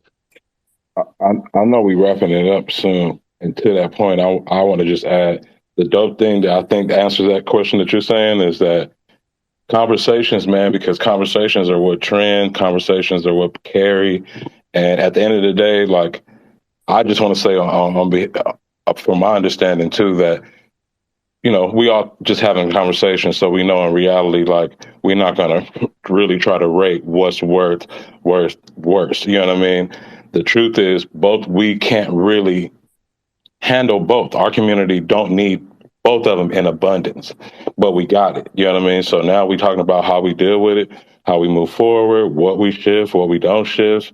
You know what I mean? But we don't even have a conversation that says some people are uncomfortable with it. Then that's a problem, right? So I'm glad we're having a conversation, and I'm hoping that we really don't end this choosing what's worse. It's really about if we get tired of it enough. Right. If our people get tired of it enough, like me, I'm in my 40s, right? So now I'm tired of it, right? But that's what happens when you get to your 40s. So it ain't like I changed my mind when I was in my 20s because I was with all the bullshit. But if our people get tired of it enough, then everything will change because the money changed everything. Like y'all niggas worried about race. Capitalism is on some other shit. Right. So capitalism and white supremacy are linked or the same thing anyway. So that's this. Well, for sure. But what I'm saying is that like a lot of people don't care about your skin if you got the bread. And what I mean by that, they probably hate you, but who gives a fuck? They gonna play. Everybody play. So what I'm saying is that if we all, I know people say it every time and take back our money, buy black, and do all the things. But if we actually did that, then some things would actually change. Oh, but, absolutely. That's the kind of cliche, corny thing that niggas say every year, but nobody pays attention. I just want to see it, and maybe it might be out there already. I just haven't stumbled upon it, but I definitely want to see the sonic sound of drill music, just like a real fun party song, or just fun shit without the direct like I'll shoot at dot dot dot. You know what I mean? Like if it and I think Ice Spice just made that record. I think She really did. Hey, That's literally the record. Ice Look, Spice look, just made that yeah, but I'm But not. but I'm it's not shit. moving to Ice hypersexualized though. Spice. Not yet. Yeah, But it all is right, exactly. hypersexualized though. Yeah, And that's fine. exactly. but wait, And here's and how on that segue. Wait, On and that that's segue. fine, and that's fine. Hold on, real quick. See, that's what I'm saying. Now, there is another conversation about what that does mentally to a young man and how that man starts viewing women as he grows up. And now, I know this is a different conversation, but it's connected to the same topic of this Twitter Spaces, right? I think about all of the kids I went to high school with, who got props when it's a guy for having sex with a teacher. No one really talks about the mental aspect, what that does to a young man's view of intimacy when gets to a point where he is experiencing some grown ass shit too early. And that is the other side of it. You, Arturo, just made a great point. You're like, oh, that's the record. Oh, it's hypersexualized. Hey, but that doesn't matter. Well, we're men talking. But as a young boy, certain things put certain thoughts into your mind, and now your view of women evolves in a way that I would argue is unhealthy. man? You know Facts. what? I think we all arguing the wrong point, and we might have touched on this on a podcast. I know Lays and Luck is here, and Mahoney's here, so I got to just say this. But where's the onus and the pressure for anybody, and big up Kanye, to ask like why all these positive and John Robinson, y'all all on here. I'm not saying nothing offensive to nobody, but I want to go there. Why positive music can't make hits? Exactly. Why only Kanye Facts. and gospel can know how to make hits? Let's go there. Whoa, gossip. What? Hold on, but Yeah, hey, but come But on, man. Come I on, man. already asked Chance, Come on, that. man. That's chance how make we you went through. chance That make That's you that's how the we went problem. through saying that Chance drill rap only and made a lot thought of rap hits. is what's Chance made a lot of causing the hits. Man, problem. Kanye is from Chicago and he made Why She's So Insecure and it blew up and a Jesus song. Why positive artists have hard time making songs that transition into actual partying and happiness? but Why what are Facts. do we? What major are we? Facts. What They are artists? don't. we? They Why do don't. major They hold artists on. have a I got Facts. to answer problem for that. with? I just feel like why do major artists have a problem with the segue? Hello. What are we? What are we talking about as a I hit? have an answer for that. The question of why. Wait, hold on real quick. Parker asked a good question. Why do major artists have a problem with the segue? I'm not quite sure what you mean by that. Do you mind elaborating?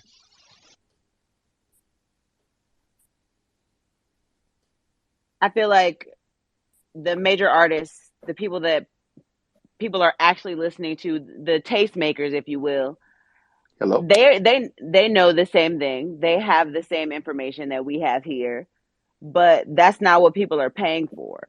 But at what point do we hold those artists Is accountable? my phone Like, tripping or nobody hear nothing? I I hear it. hear. I hear. We hear you. What? I We're heard. listening to Parker. You might have to leave and come back. Okay. I My don't know bad. if you can Good hear it. looking. My bad. You can hear it now though, right?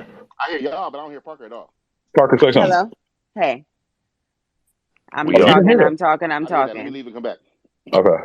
All right, Go ahead, well, Parker. Talk Parker, your shit. yeah, continue. Yeah, I feel like at some point we have to hold these artists accountable.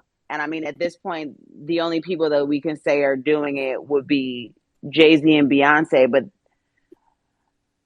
that's it. I'm still Nobody is confused. looking to say like, hey, lead society, if you will. I got something about both what Parker said and the previous question about why is it hard for positive rap to be hits, to make hits.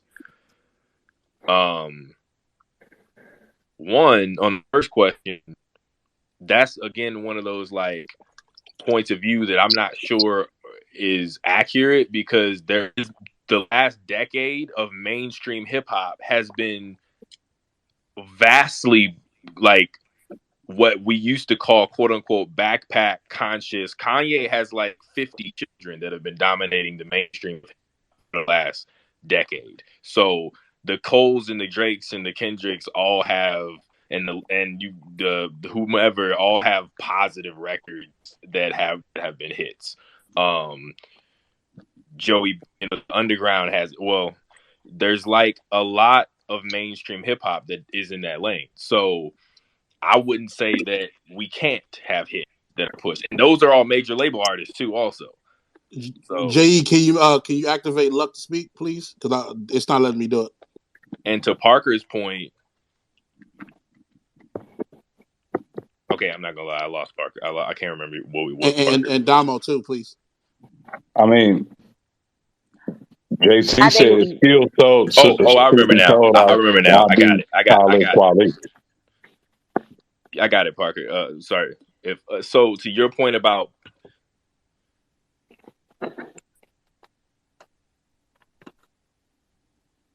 you went out. Arturo, can't hear you. I lost my train of thought. Forgive me. You guys go ahead. It's all that violence, man. That violence be taking your mind off the real. All that drill rap you listening to. So wait. So you saying that this positive music that you threw a couple of people in there, might a little bit extra, but you saying this positive music is equally as influential as drill is on society? That's a different debate, though. That's a different debate. I wasn't making. But I'm saying, hold on, because when we have, it's a different debate, but it's relative, because we talking about drill like it has no other. That like hip hop is not offering much more. We never proved that there is a direct cause in terms of influencing people's actions. And if you're gonna say why is it, you said we asked for solutions, and one of the solutions was pushing positive music and figuring out why positive music can't get turned into hits. And all I was saying was it exists. Whether or not it's as influential as drill music, that I don't know. But again, the music's influence on people's actions, that correlation hasn't been proven yet. Everybody's just kind of assuming that, you know what I mean? That's not right. I don't agree with that at all. It has been proven. Can I say something? Yes, please. All right. So for the actual question of what's more detrimental, I think the reality is it is thought rap, because the reality is when it comes to dating and reproduction and who gets to have children, etc.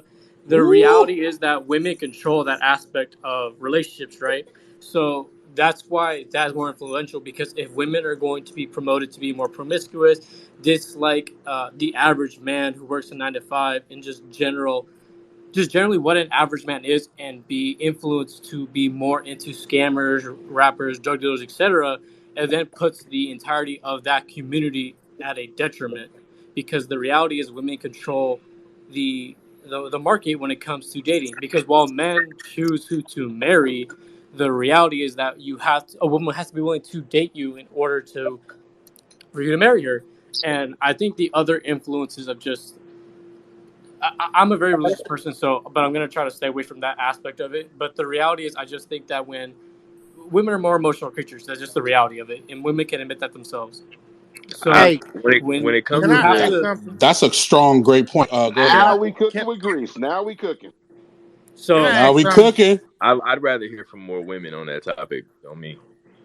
I can understand that. Yeah, for sure. The last thing I did want to mention, though, real quick, though, is that while drill rap can be a very negative influence for men, of course, in the same aspect, but just, in its the way how thought rap is bad for women, drill rap is also bad for men. But I also think the reality is, while there's plenty of guys who are willing to fake it, buy guns, chains, etc., to give the impression or the image of that, which, yes, of course, can get them into trouble, the reality is there's only so many of them who would actually become ingrained into gang culture to such an extent. So I think it comes down to the actual action being taken be significantly more drastic on the men's side. And while they might glorify violence and things of that nature, the reality is the chances of them actually going and shooting and killing and robbing somebody is not the same compared to a woman being promiscuous. Hey, Chris, that was a fire answer. Go ahead, Mahoney. Just for the sake of argument, because I've been trying to say this for the longest. It's taken me this long to get able to talk, but like, what are we categorizing Drake in? Like, because it's not drill, it's not Drake is technically Drake thought. is Thought drill. no Fuckboy Drake rap. He's Because fuckboy rap. I That's what when it is. we're Fuckboy He's rap. arguing, fuckboy rap. Drake because at when we're arguing like what's influential, we can't act like Drake wasn't a thing. Isn't a I thing don't right now. Like, is up until recently with the what whole is 21, what like, is the thing Drake is a thing mean though? What do you mean? he's very influential on the culture. Very, very. I mean, we wasn't even thinking about the whole light skin, dark skin. Not hate to take it there, but like, that's when colorism came up, and all kinds of other things. Like, Drake, all of it is influential to some sort. But I think it's Well, we were talking about detrimental, not just influential, because lots of rappers are influential. no. Right now, we no. Somebody said not too long ago, like, as far as the influence, could happy rap or good rap be as influential? And yes, it can be. It's a Facts. proven thing. And It's And happening and right and to now that before our eyes. and to detrimental. that point, it's hard to and for that point too, I didn't mean. it's one thing. It's one thing to show me examples or direct correlation from drill rap to murders around America in urban hoods or whatever the case may be. But when we say what's detrimental, so that means you would have to show the positives on the other end, and what do those signs look like, right? Because if it's overwhelming, then that's another conversation, right? If I can say, well, drill rap got 30 niggas killed last year. I mean, I'm just making up some shit, right? But if I decide, well, this positive rapper helped 1,000 kids graduate because a college dropout put niggas in school. Aspirational rap.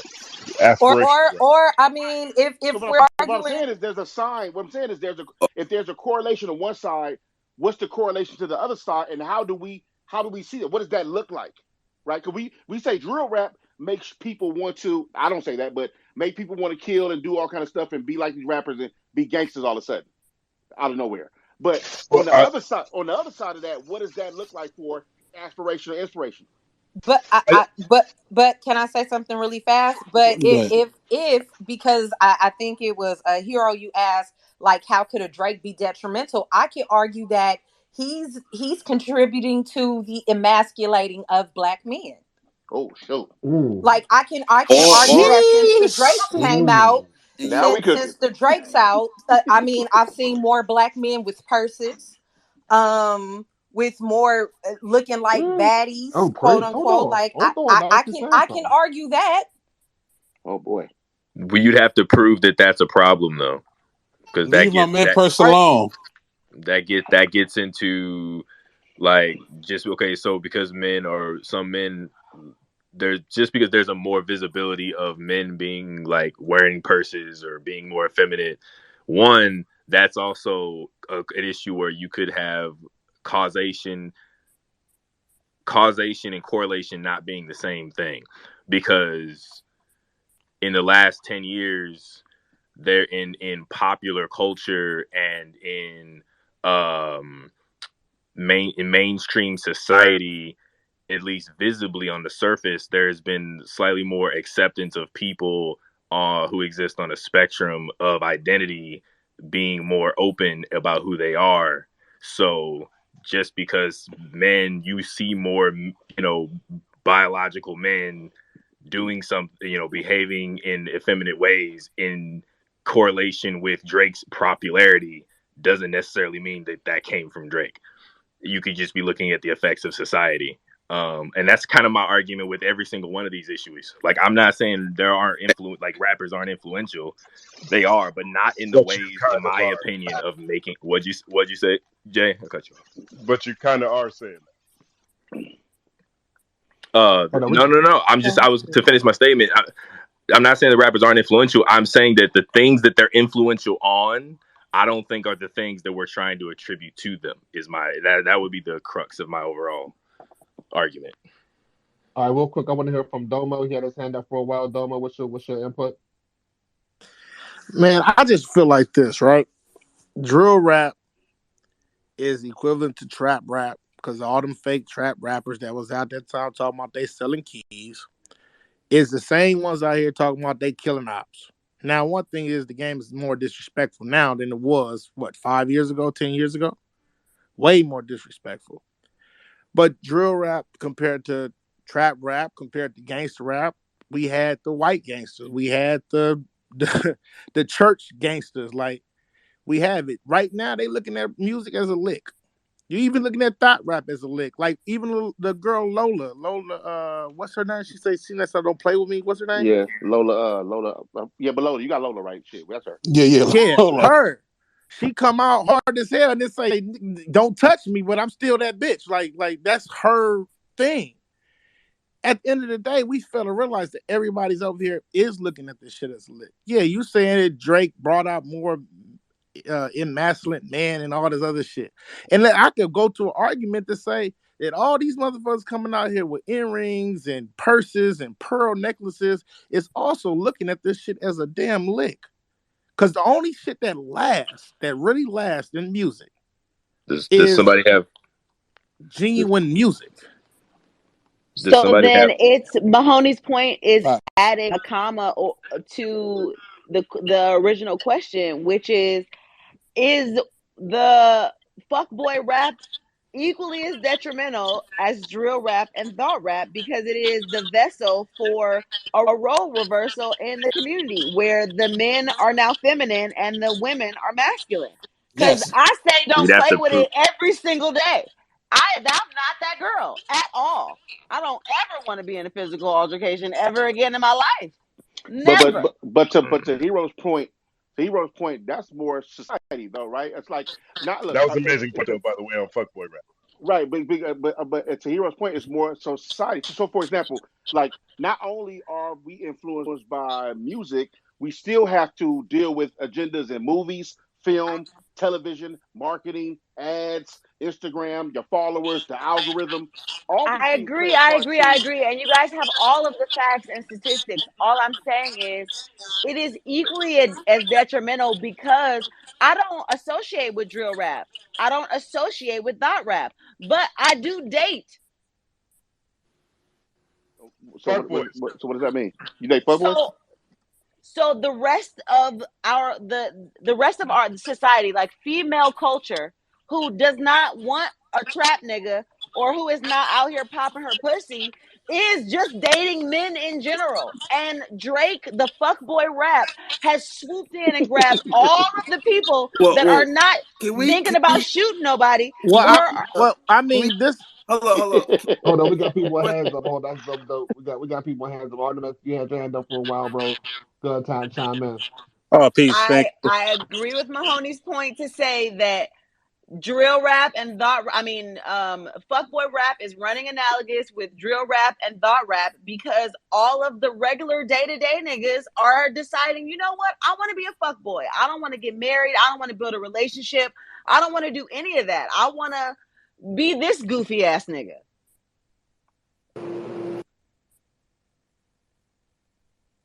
Artemis, you had your hand up for a while, bro. Go ahead, chime in real fast.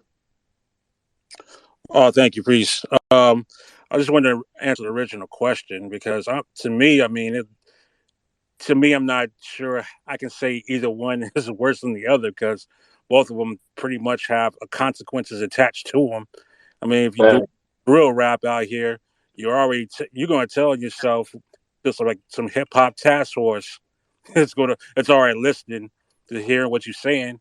Thought rap, you're putting out the ideas out there to like, young ladies that are impressionable and thinking that that's what you need to be in life.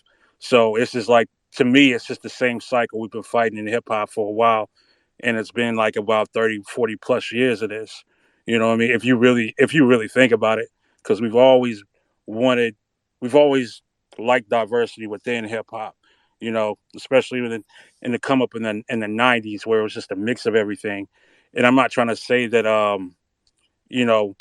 the 90s is the best decade of hip hop. That's okay. You can say that. I mean, big facts. I'm never going to say that. That's never an argument. Let me finish. We're going to start the argument later. Let me finish. I'm not trying to say it's the best decade ever because it's going to be different for everybody what they feel. But it was just a time where you got an even playing field of a lot of different like ideas and everything.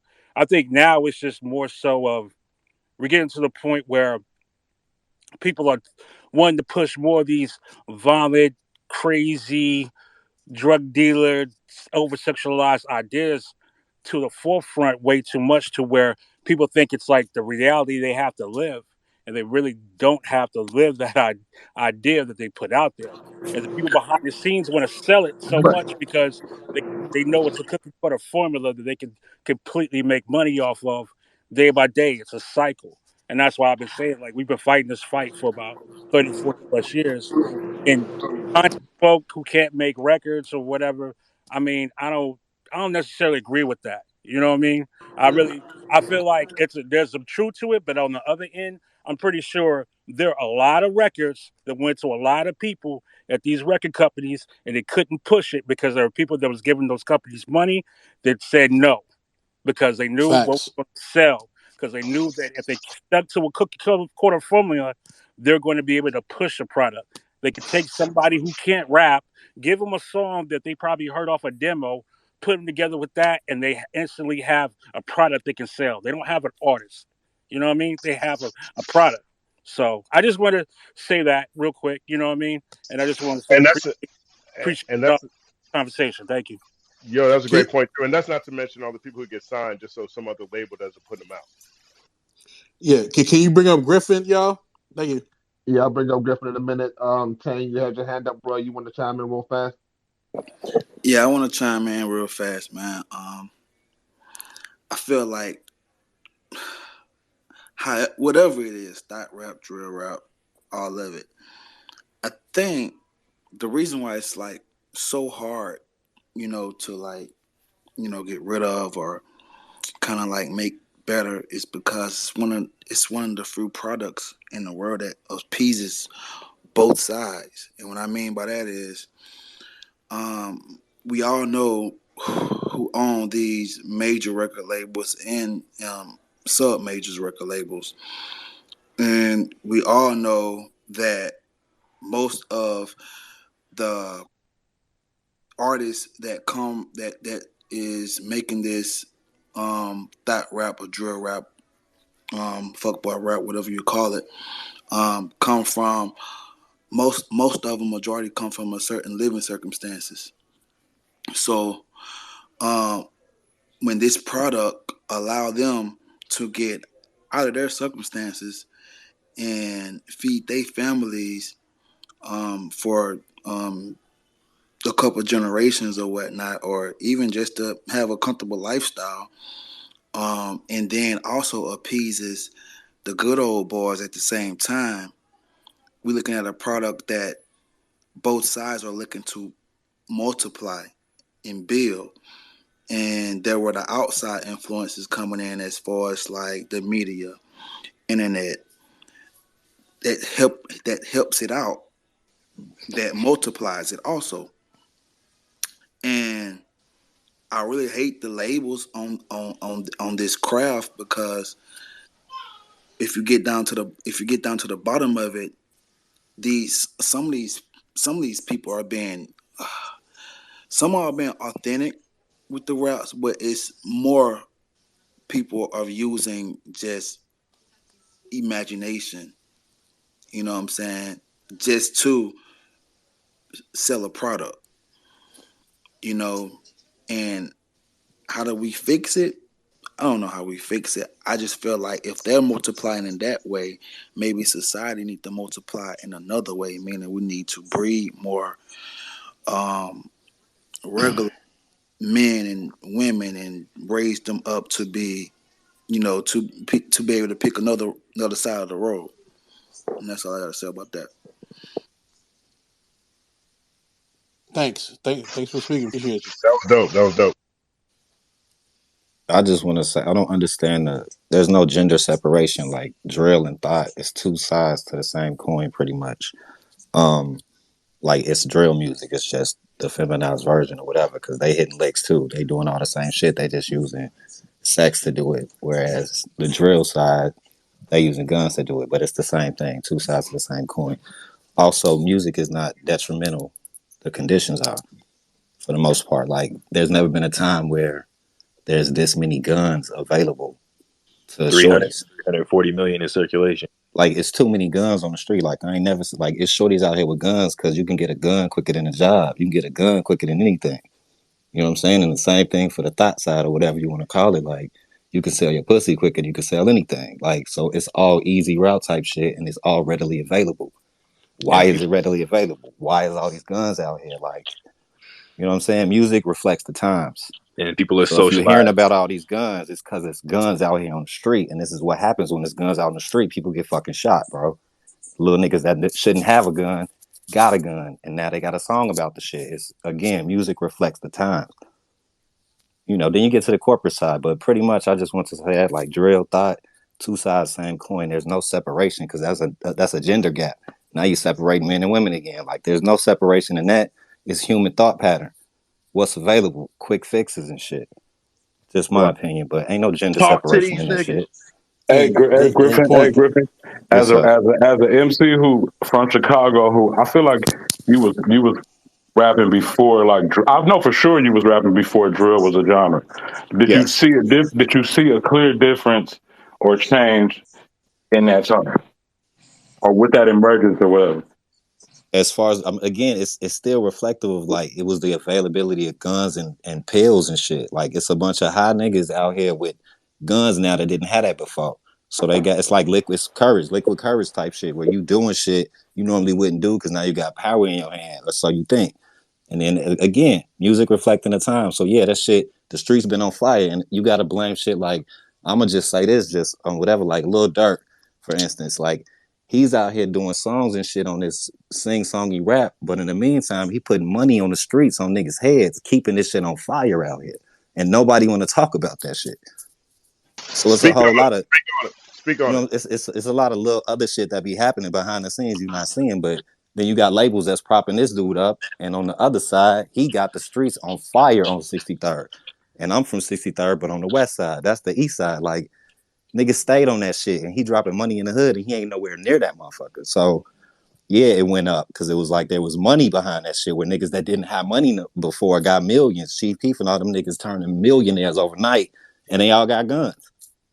So yeah, like they living out their hood dreams and niggas didn't hit 21 yet. So they on some young nigga shit, but it's really availability of guns and access to all these fucking pills and shit. Like niggas out here zombies with shit that could kill people, making mistakes where we made those mistakes, but niggas didn't die. Now you making mistakes and you high as hell and niggas is dying. So it's different because of availability of all this shit that's getting still dumped in the hood. They've been doing that shit for 40, 50 fucking years. So it's not the music, that's a symptom. It's the fucking virus, bro. Like, what's the cause of this shit? Where are the fucking guns coming from that they rapping about? Not the fact they rapping about guns. They rapping about the shit because they available, bro. That's why. So yeah, the crime rate went up or whatever because the gun rate went up, bro. Niggas that ain't had shit but fists yesterday, tomorrow got switches and shit. Like, what you think gonna happen? Facts. Speak, brother. Man, I'm just saying, appreciate your truth and courage, man. Appreciate that. It's fine. So no we doubt. call Chris had his facts. hand up. Chris had his hand up real quick. Let's get to the bro Chris real fast. I thought you had thumbs down on something that he was saying. Let's see what you got to say, bro. Speak on it. I wanted to address a couple different things. Parker, she mentioned earlier about the fact that how men have taken to Drake, how they're more effeminate, blah, blah, and how the average guy has now been pushed to be a certain type of way. And that was kind of what I was referring to when I alluded to the fact that men, when they listen to these types of music and they see how women are, that they then create an image of themselves. Because when you break it down, I personally feel that men will change a lot more of themselves, personality, how they dress, etc., to please women and to attract certain women. Because the reality is, if a woman is beautiful, you will do a decent amount to try to get her attracted to you. So they will listen to certain artists and do what these artists say because they think it will attract these types of women, regardless of what type of woman that is. Because it's not, because the reality is, women, men and women listen to Drake. They listen to a lot of hip hop, rap, R&B, etc. So we're mostly listening to the same artists. but men will do more to attract a woman than a woman will do to attract a man. But that comes more from the I am the prize mentality. But that's a whole different topic. As for, I can't remember who said it earlier, said something about how the '90s, how there was more diversity and that they wasn't pushing a certain thing too much. I think that's complete BS. Like the biggest DMX, Biggie, Tupac, and all the other Big Pun. There were so many. All the major rappers from that era were still pushing the same thing, just in a different lyrical fashion that is being done today. And I think it wasn't as blatant. It was a lot more rhythmic to it. I don't know if it's a word or not, but it's gonna be a word today.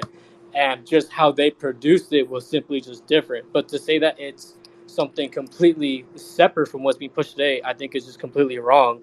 As for the whole how habitual saying that it's the guns and whatnot, I think to a certain aspect he's right, because at the end of the day, it's easier to shoot someone than it is to beat someone up, and it's a lot more permanent, needless to say.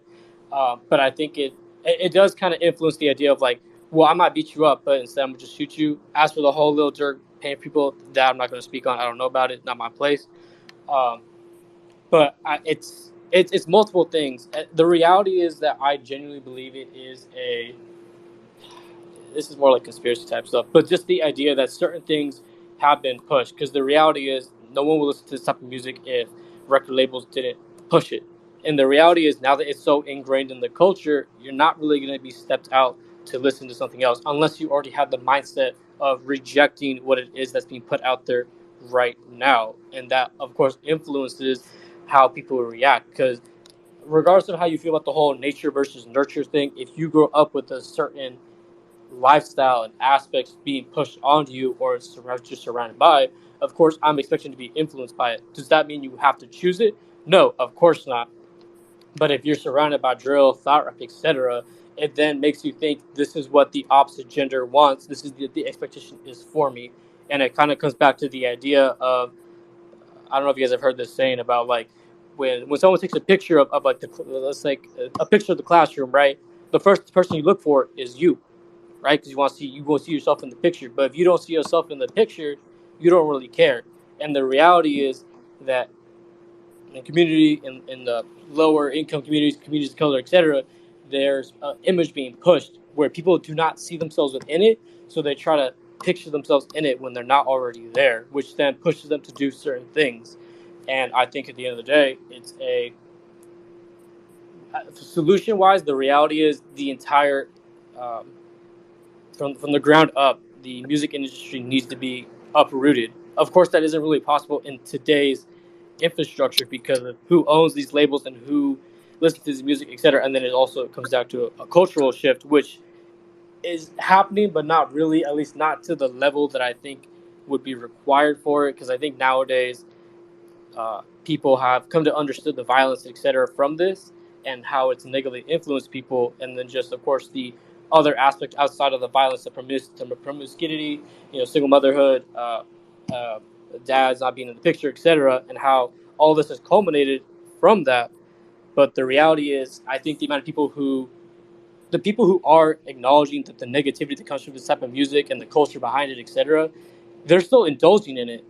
And I say that as myself, who does listen to a number of these artists, but I, as an individual from a young aspect, knew this is something that, while I might have indulged in the moment, is something that I also knew was not something I wanted to be a part of in the long run. And thankfully, I never ingrained myself so deep into it that I couldn't get out. Because right now, me and my girl, we cool, we steady. While we listen to some of this music, we also reject the idea of what it is that they're promoting, because our ideals and our beliefs, our ideologies align with a certain aspect. While this music is fun to listen to, it is not something that is to be influenced by, and it's not something to be taken so literally to the aspect of living to it and holding an expectation above yourself that was not placed on You you got a other than, different foundation. yeah. BTSN presents What's More Detrimental Joe Rapper Dot Rap BTSN dot watch. Check us out. Please follow BTSN Twitter so we can stay up informed on these conversations. We're gonna go to Domo next. We got about a half an hour left. We're gonna wrap up around 1 a.m. Eastern, but this is a great conversation. Domo, let's take your input real fast, bro. Then we're gonna go to Parker. Hold on, real quick, Damo. Before you go, Just really around the clock, can we just go in order and I want to get all the cities and states that everybody's from. You know what I'm saying? Just go ahead and shout out your city and state really, really quick. I just like to see where everybody at. Chicago, Southside, Inglewood, Los Angeles, Mid Wilshire. I don't. That's not really a rep. I don't know. Nice. Pittsburgh, PA, black and gold. Pittsburgh Steelers. You already know what it is. Fremont, California. Yes, sir. I'm from Wise, homie. Shout out luck. Anybody else? Anybody else before we get Damo to speak? ATL, shout out to ATL with them fire ass wings, man. Them lemon pepper hots, yo, crazy. Almost every rally in Atlanta is bomb. I don't know, and Waffle House. It just on me. I'm from the East Coast, but almost every rallies and almost every Waffle House down south is fire. Inglewood. Whoa. All right, San Pedro. I'm in Inglewood, but I also represent Brooklyn, New York. You already know what it is. Man, you ain't from New York, bro. I'm respectfully, I've been to all y'all's places, man. I love Fresno. I love every single last one of them. Okay, Damo, go ahead. I was just about to. I just want to ask one question. I just want to ask one question. Real talk. Like, are a lot of these drill rappers that we talk about, are they even signed to majors? Because NBA YoungBoy is the second most streamed drill rapper. Who was he signed to? Do we know? Republic. He just signed to Republic recently, right? He just got out of. I think he just got out of something with Atlantic, and he gone somewhere else. Yeah, he was on Atlantic. Because what I'm saying is, when we look at these major labels, they talk about we pushing the influence. Honestly, these kids, a lot of these people are looking for the drill rap. Honestly, if you want to know what the labels are pushing, the women are the cheat codes right now. Because all you have to do is do a fuck nigga free song. All you got to do is Fuck do a boy rap. What? Huh? Fuck boy rap. Fuck boy rap. Niggas look for horror movies too. That's human nature. It's literally the crack. So basically, what happened?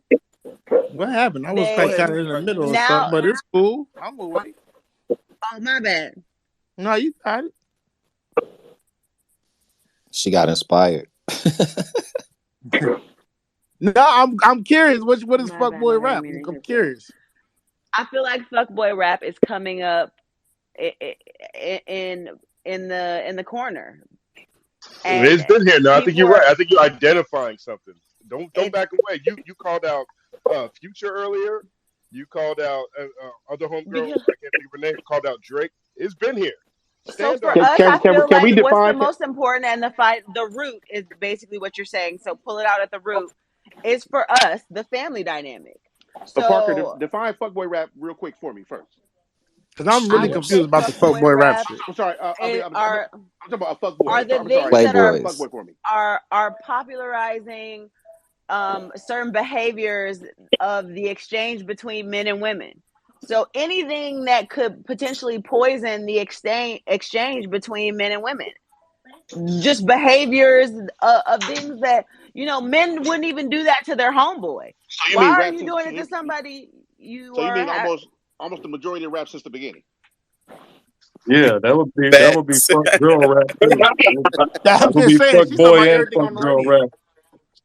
I know so many Biggie lyrics. Oh man. Oh, Tupac. Oh my God. Because if you want to start from the divide of like black men and women, that shit started from the get-go. like I don't ever remember at any point in time anybody giving Biggie Smalls any type of feminine connotation. Not a single one. Wait. But I mean it from a divide period, not like if it got to be feminine. I am speaking to the content of the rap and to the person, to the vessel, to the actual rapper, the branding, the person right. But if we run down a list of Too Short, NWA, a gang of gangster shit, a gang of like hyper masculine gangster, a bitch is a bitch, a hoe is a hoe, bitch killer by hyper masculine, not hyper feminine. Right, but what I'm saying is we talk about a divide of the black men and the women. Yeah, he talking about the divide and the exchange. Right. So what you talking about now is like the sons and daughters of that shit. Like it's all a trickle down. Right. It's not. Your point is valid. I'm just showing you that it's always been that. It's always been the divide. That was the ultimate plan. We talked about we're not going to go to the roots, right? But that deals with the roots of the ultimate plan, right? But it's always been a divide. It's always been a black men down in women, period. Women using money. Niggas ain't shit. Use them for money. Fuck these niggas. They ain't nothing. Fuck nigga free been a song, basically. Like, every Lil Kim song was a fuck nigga free song. If you think about it, right? So I'm not saying you're wrong. I'm just saying it's all a trickle down.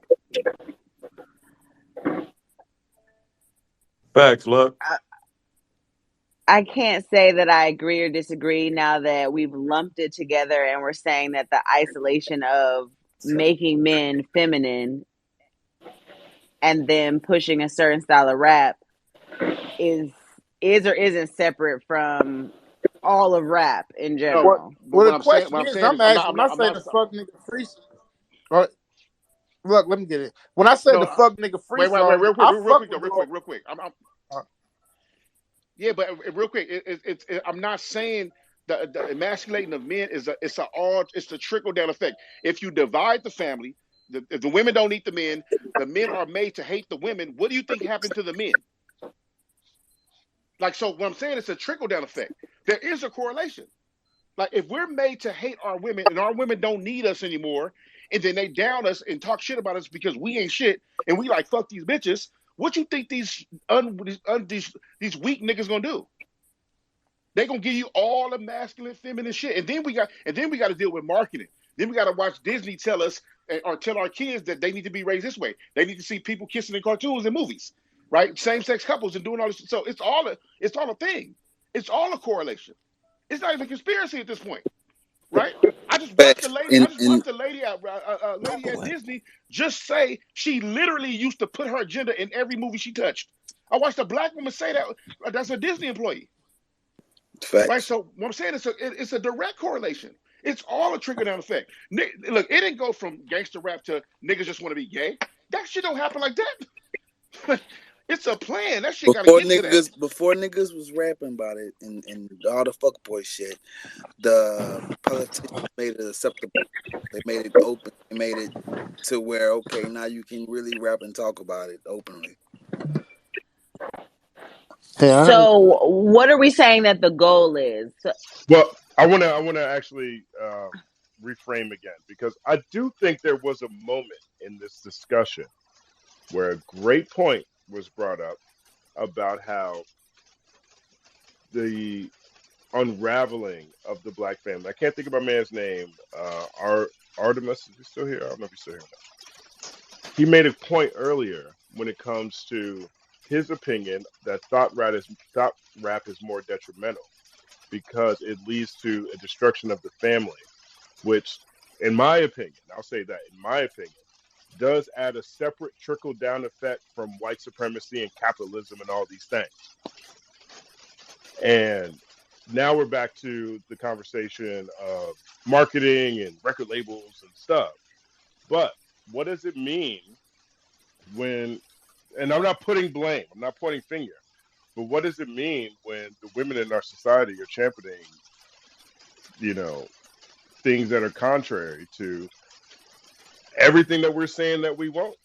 And we're raised in a society where we're like, oh yeah, well, we want equity and all these things. And it's coming from a maternal influence that is like, hey man, what did Glorilla say in that EP that I love? She said, I could have been I could have been the president the way I leave these niggas on.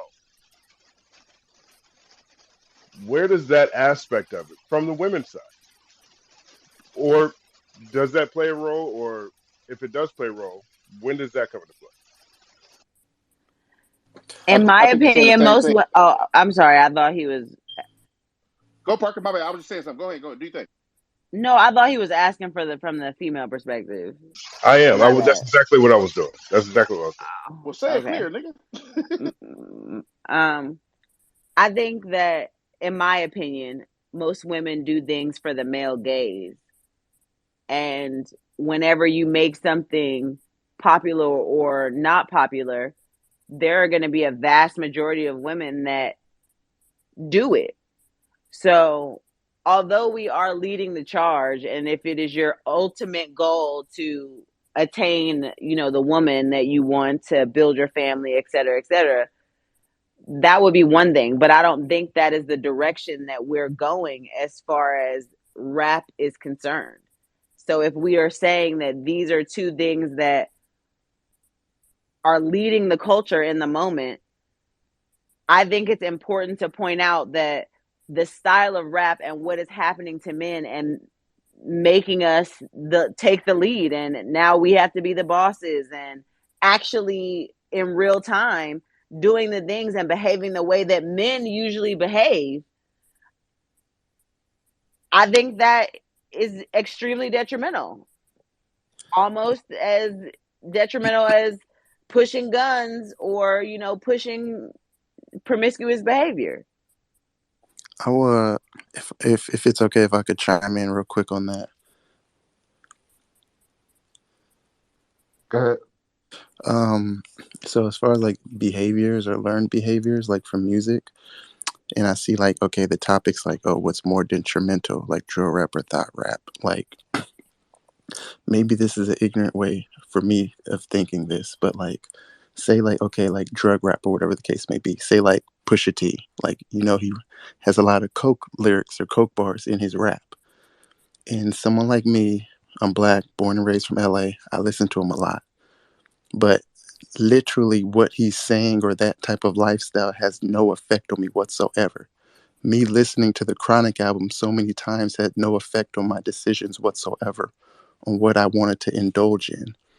And as far as like, okay, the music influencing people, music does have an influence on people. And like my thing is, I think that the reason why music has had negative influences on people is because of the lack of support and love from the circle of their friends and their families in their household.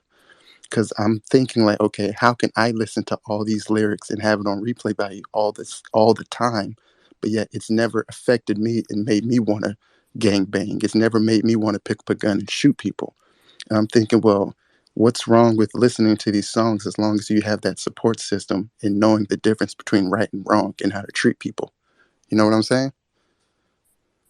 Your family and how you were raised, is that what you're saying? Yeah, like, and not even from your mother and father, but the support or your circle of friends as well. Because I understand not everyone has a good relationship with their mother and father or has a good relationship with their brother and sister, but your circle of friends as well is also another outlet of you can still listen to these types of this type of music, but not be influenced to make those bad decisions that they're rapping about in the songs. And culturally, your parents didn't allow you to hang out with certain people based on what they were giving off, the vibe that they were off, what Big facts. they felt was going on in their household. Oh no, you can't go over there. Yeah, and also like hearing like the divide of men versus women or black men versus black women in these songs, in male songs or female songs, like it's everywhere, even not just songs, like say Instagram, like when they like you see on the bottom of your screen like suggested reels and all these people are doing skits of what's a high value man or what's a high value women and all the, you know what I mean? All these things are about men versus women and what's right or what's wrong on how we should be treated or who should pursue who in a relationship and all these things, or who should pay for this, or the women rapping about, oh, the guy has to pay my bills, you got to pay my hair, and all, you know what I mean? Like all these things is not just the music, it's centered all in front of us, even in social media with people doing these skits and suggesting all these reels in our phones as well. And now the added dynamic is being a mother. I wasn't looking at Lil Kim as a mom. I wasn't looking at Foxy Brown as a mom. None of the female rappers in the 90s, I wasn't looking at them as parents in any way. Now, these women that are rapping about all this crazy stuff, whatever the case may be, they are equally as involved with their children on social media. I mean, yeah, I mean, you could say like, okay, like say like just as an example, like say like, okay, Cardi B, and they go, yo, Cardi B, you shouldn't be rapping these lyrics because you have a huge following, and these young girls are going to follow you and do what you do or have the expectations that you have, and like it's kind of like a double-edged sword. In one way, it's like, okay, yes, as a celebrity, you do have a huge following, so maybe you should be mindful of what you're putting out, the content, and at the same time, it's when are we going to learn that a celebrity is still a stranger? You don't know them, so that's not someone who you should mold your life after or look up to. You know what I'm saying? So it's kind of finding that middle ground of when it comes to rap music or thought music or gangster music or drill rap. Like it's entertainment, and like I said, I understand it does have influence on people, like even like me wanting to treat people right or just spreading love. There's songs that I do love that talks about spreading love, but that's those songs is not the reason why I want to spread love. The reason why I want to spread love is based on me having empathy for my own people and wanting us to all make it, and the love that I receive from my family and friends, you know. I'm a big Pete Rock fan as well. Oh yeah, Um, P Rock can sell smooth all day. I um, like to ask you a quick question. Parker, I don't mind. Do you mind if I ask a follow up to what he just said real fast? sure, sure, sure. So, I think I think what you're saying is at the heart of a lot of things I heard Lux say earlier, a lot of things that I heard Hero say earlier, which is, you know, if I don't come from a certain background, if I'm not a part of a certain community, then I don't actually find myself being inspired by or triggered by or motivated to do certain types of actions, violent actions otherwise, that I hear in music. Do you find, this is a question for you, do you find yourself when you're talking about the positive rap that you think about, or when it comes to rap that's talking about like, you got to have a bad bitch, or rap that says things like, yo, if you ain't got no money, you ain't got no worth. Are you influenced by any of those type of lyrics, or are you just not influenced by lyrics at all?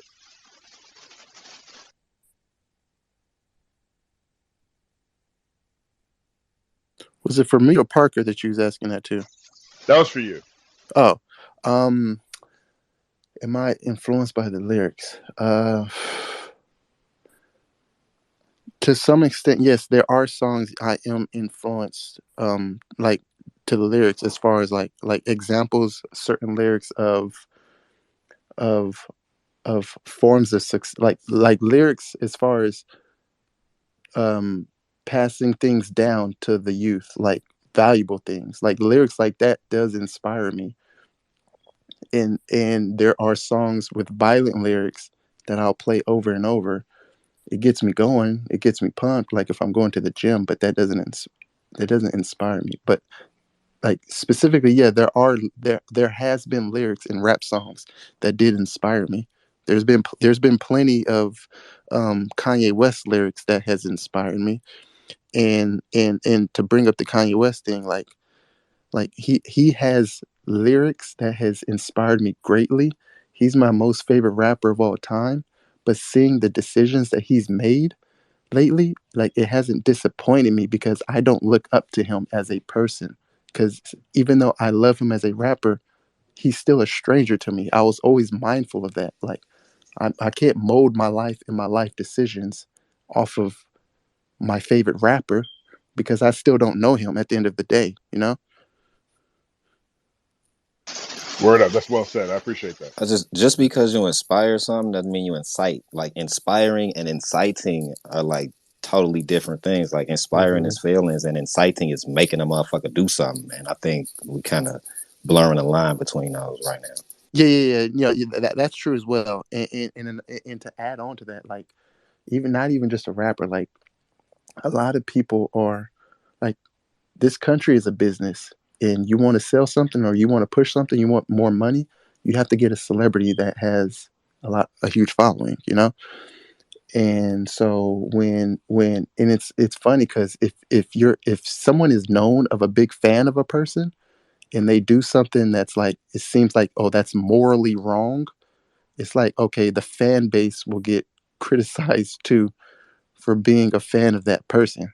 I'm like, dude, I ain't got nothing. I wasn't in the room when he said he was going to do that decision. You know what I mean?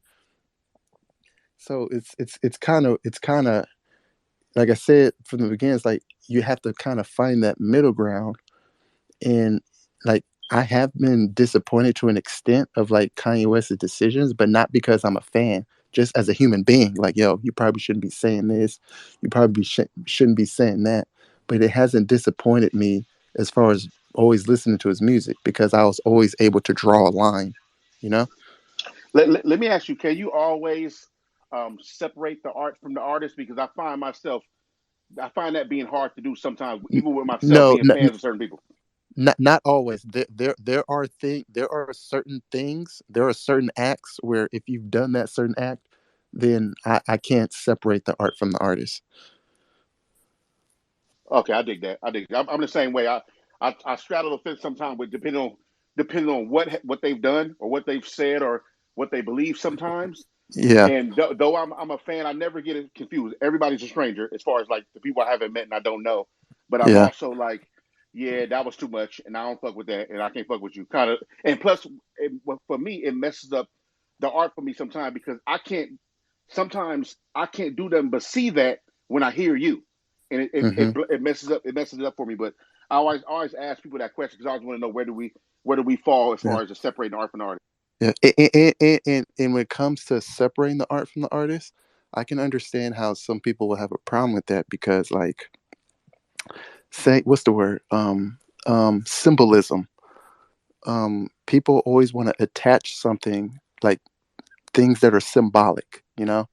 So when it comes to a certain album, people have that symbolic or that thought or that memory of, yo, this was the type of life I was living. You know what I mean? So like things have sentimental value.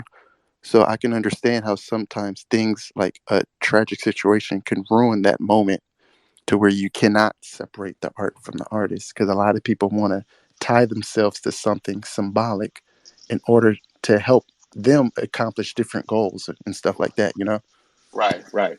I think that. That's funny Appreciate y'all that. say that because R. Kelly and Elvis did the same thing, but they get treated totally different.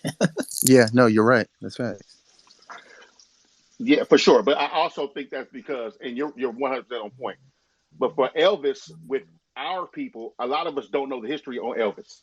Speaking of our people, like, but we lived. A I lot of us mean, he lived. married Priscilla, and everybody knows she was 14. Yeah. So it's like they did Oh the yeah. exact same thing, bro. Like right in Yeah. front of everybody's face. But he's serving 30 years, and Elvis is an icon with a movie out. Like It's figure it's that it's out. it's no excuse for what Elvis did, but I think there would be more pushback if this Elvis stuff was happening in the social media era. It's no excuse for what he did. I'm just saying like True. things that happened in the social media era are going to be talked about more. And also the lines were blurred with what was legal and what wasn't legal. Like your Yeah. parents could give you permission, which is the most ridiculous and archaic moment ever. But if everybody is game based on your life, they're pushing you into the situation. Like you better marry this man. He's gonna take care of us.